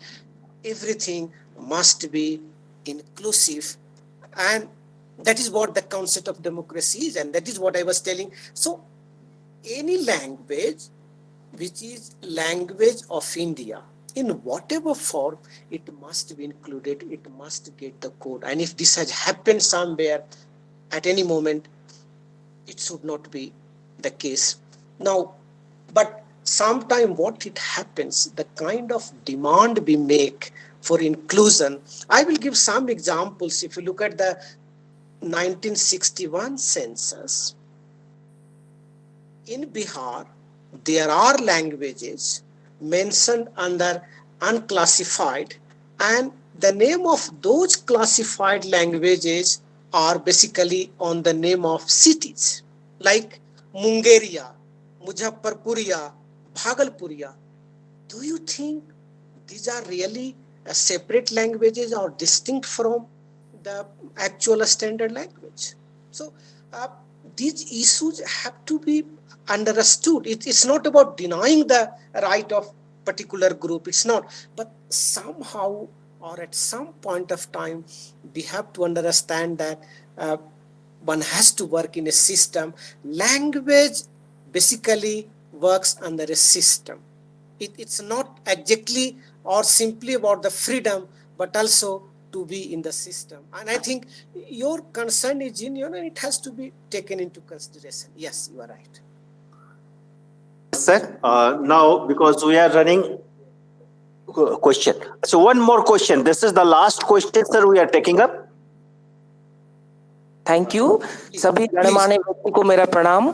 मैं नेरी NCERT का GPF हूँ। सबसे पहले thank you to our principal sir and coordinator sir मुझे chance देने के लिए question का। So sir to the chair मेरा एक सिंपल क्वेश्चन है sir. Humbly I want to present that I am from the field of anthropology. So जिस family में जो होम लैंग्वेज है, सपोज जो क्रॉस कल्चरल जहाँ पे वो होता है, suppose mother is from any other language background and father is from any other language background, तो वहाँ पे जो बच्चा है वो कौन सा लैंग्वेज अडॉप्ट करेगा इन द प्राइमरी लेवल? क्योंकि हम जो एग्जामिनेशंस होते हैं यूपीएससी वगैरह वगैरह, तो वहाँ पे देखते हैं we have a choice of the language we can select, but in the primary level, in the school level, so वो बच्चा क्या करेगा? Number one. And number two, जो हम लोग के पास जो कॉन्स्टिट्यूशन में जो रिकॉग्नाइज्ड लैंग्वेज है उसका स्क्रिप्ट है, लेकिन जिसका स्क्रिप्ट नहीं है वो बच्चा क्या करेगा लैंग्वेज सीखने के लिए? ये थोड़ा काइंडली बता देते तो। Thank you sir. Yes sir, over to chair please.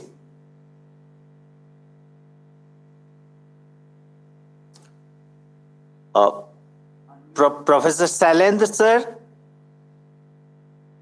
Professor Sailendra sir, are you here? Professor Sailendra sir,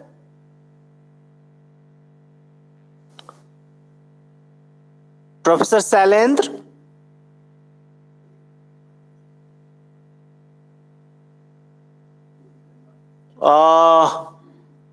any distinguished person, any scholar available online, can you please respond to this question? Any linguists? Professor Rajesh Sachdeva, can you take up this question?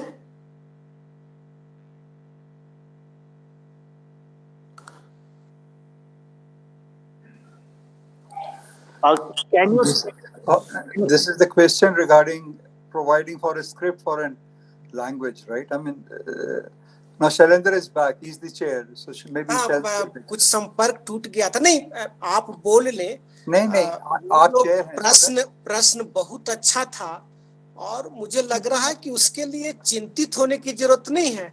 अगर किसी बच्चे की शादी वो happy marriage का नतीजा है तो बच्चा भी खुशी होगा, उसको परेशान होने की जरूरत नहीं है, चाहे वो भाषा के स्तर पर हो चाहे परिवार के स्तर पर हो।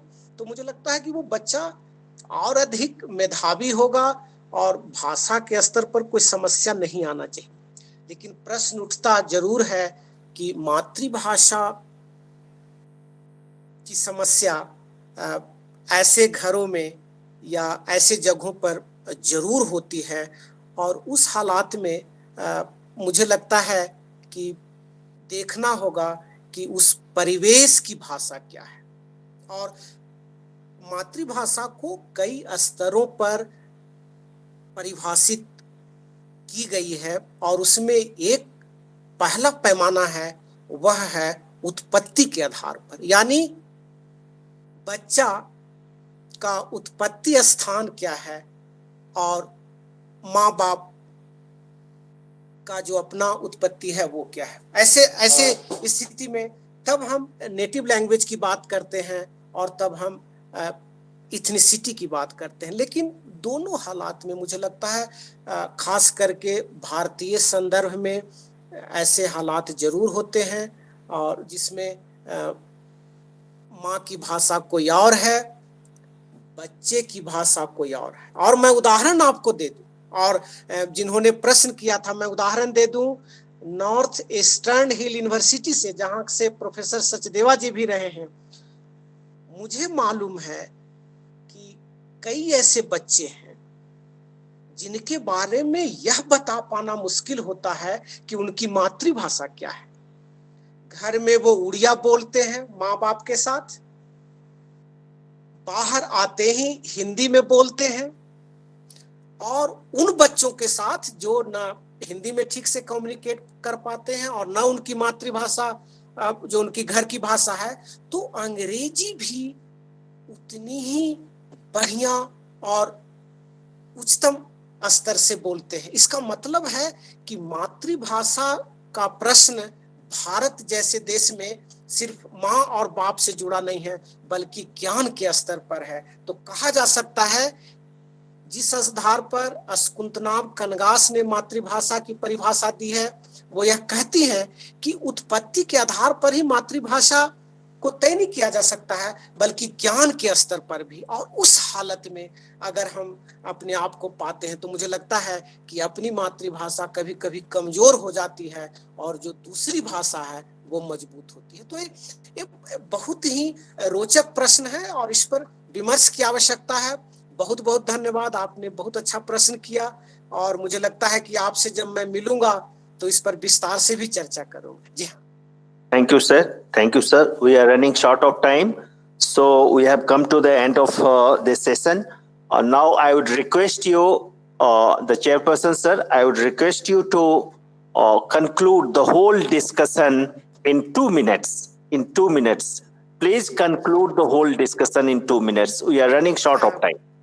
Yeah, no, I thank all the paper presenters, and really those all topics are very close to me, and the some of the issues which were raised they are really genuine, and I could see that all paper presenters are very responsible citizen of this country, and therefore the issue of minority language, language teaching or language learning has to be discussed in particular time frame and particular space. So whenever we talk about a space, basically we are talking about the space India can occupy in 21st century,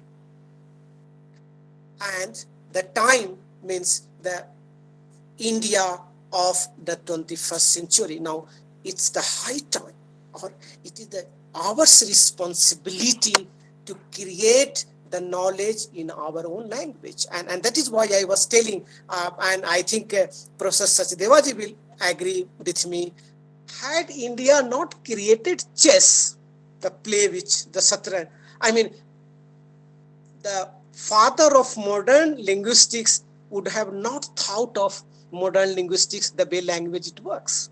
So the India of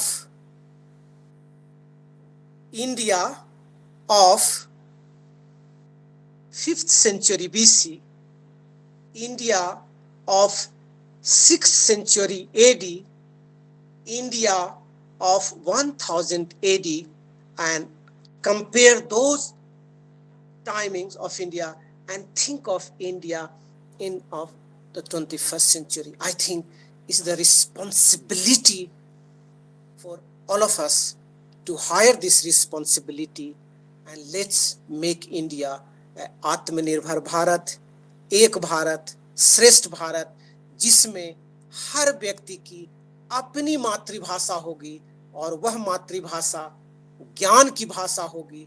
What is important to understand here is that, and this is the responsibility of NCRT or those institutions involved in education system to create a language or create knowledge in your own language. It's not about English, it's not about Hindi, it's not about minority language.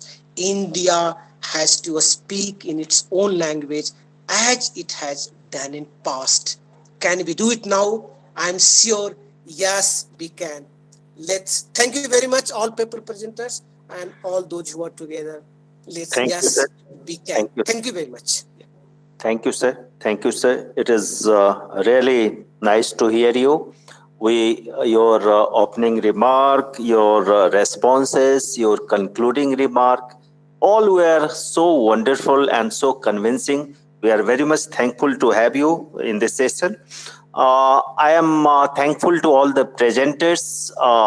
They have presented nicely and they kept the timing also. So many thanks to you. I am thankful to the all the audience, all the persons who joined online and who are available offline also. I am thankful to them to be here in this session, and I am thankful to each and everyone who cooperated in this session to complete this session successfully. Thank you all. Thank you very much.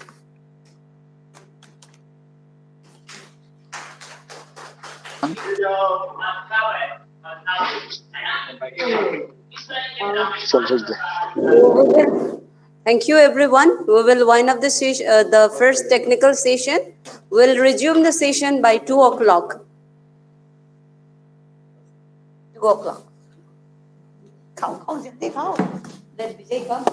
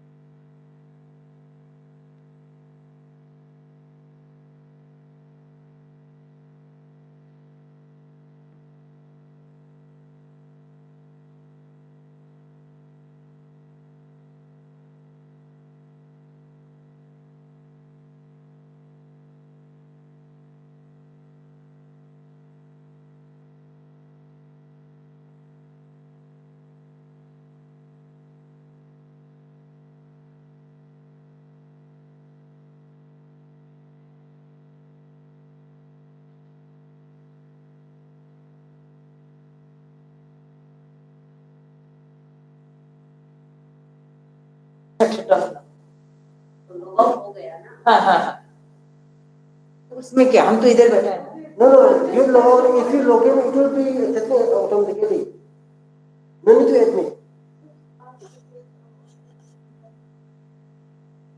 is it on what's the time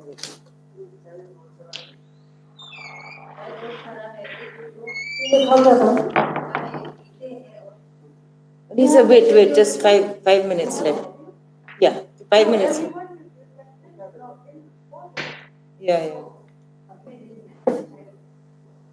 Hello? I just request everyone to log in before the time, okay? Just we have 5 minutes left.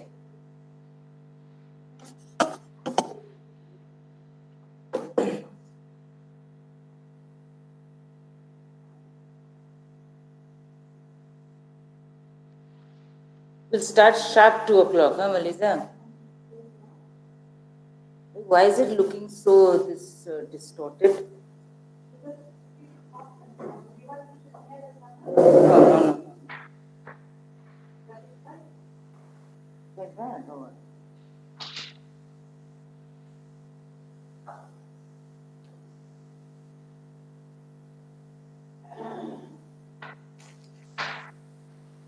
Yeah, I'll set this up. Yeah.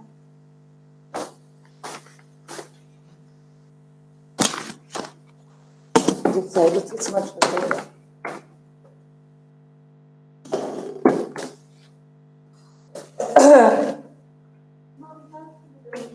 No, but yeah, I like this place. This is more comfortable, Lisa. This is more comfortable, yeah.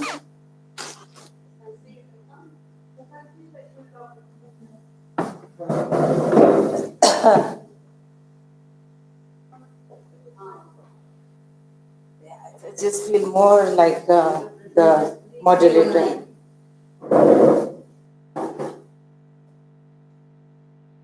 Anyway, the boys will come. They just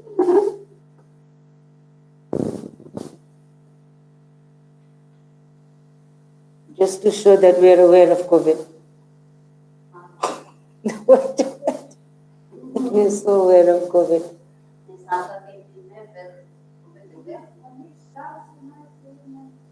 So we're going to get very soon now.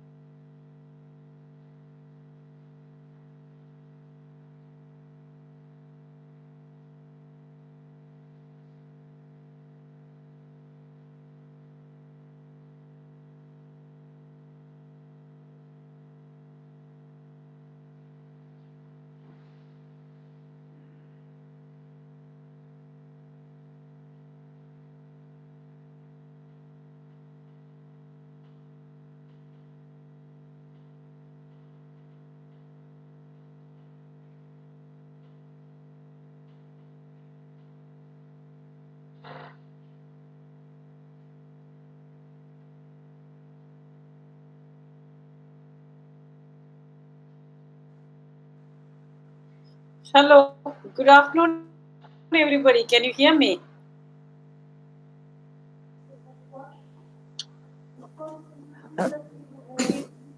Hello. Hello. Hello. Yes, hi. How are you? Ma'am, you can hear us?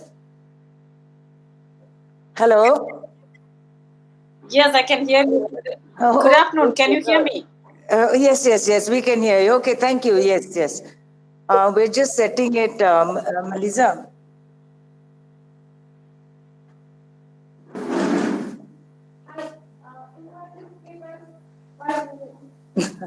Hi.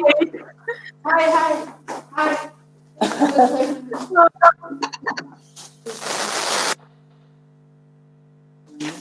Just, when do we start? That's the one, is it? Yeah, later on, after the lead speaker speaks and all that.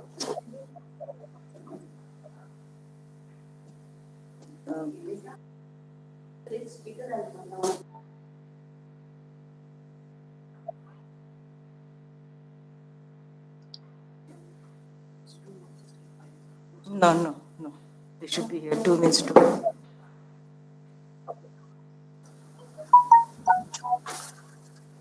Listen, I think we should start now. It's exactly 2 o'clock. Yeah? Start? Yeah. Okay, good afternoon, everyone. Welcome to the second session. The theme is on systemic issues and minority languages.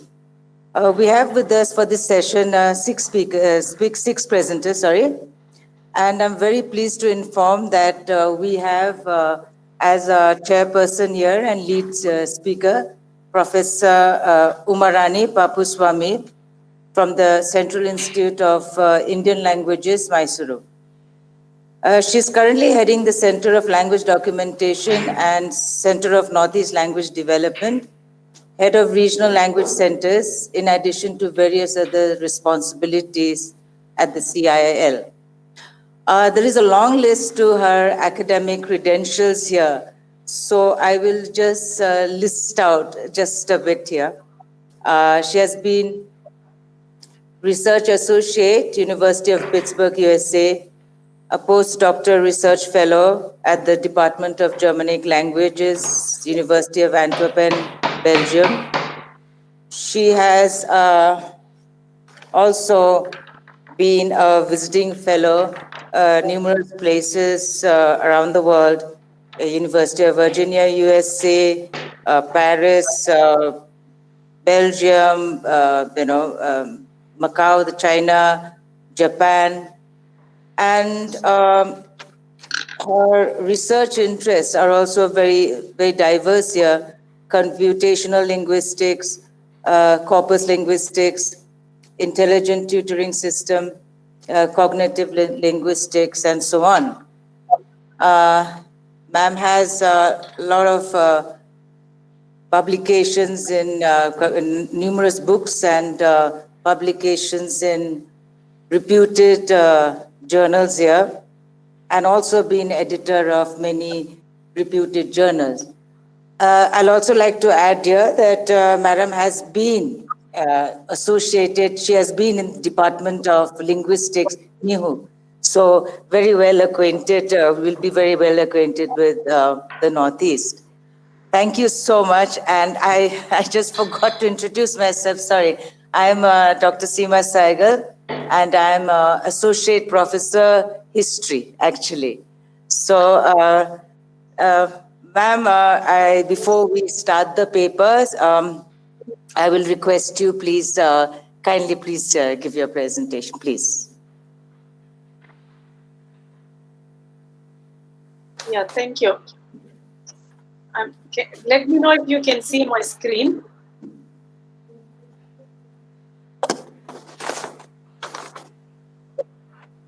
Can you see my screen? Hello? Yes, very well, very well. Hello? Yes, very well, we can see you. Yeah.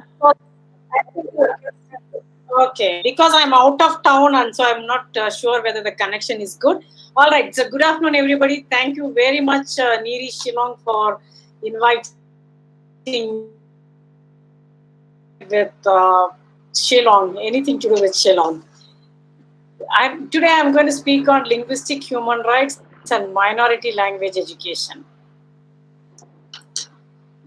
I would like to first introduce some terminology, especially ethnic minorities, more specifically the linguistic minorities and the issues related to identity crisis, linguistic human rights, also outline the existing language policies of the country and its impact on endangered minority languages. I would then go on to describe some issues involved in imparting minority language education in this backdrop and provide suggestions to revitalize and safeguard the minority languages and the cultures.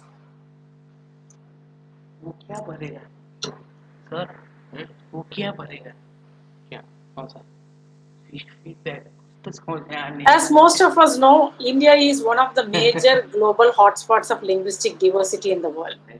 It is the fourth most linguistically diverse nation with 453 living languages. There are 22 scheduled languages, 99 non-scheduled languages, and many other languages. Take a look at this map, which is brought out.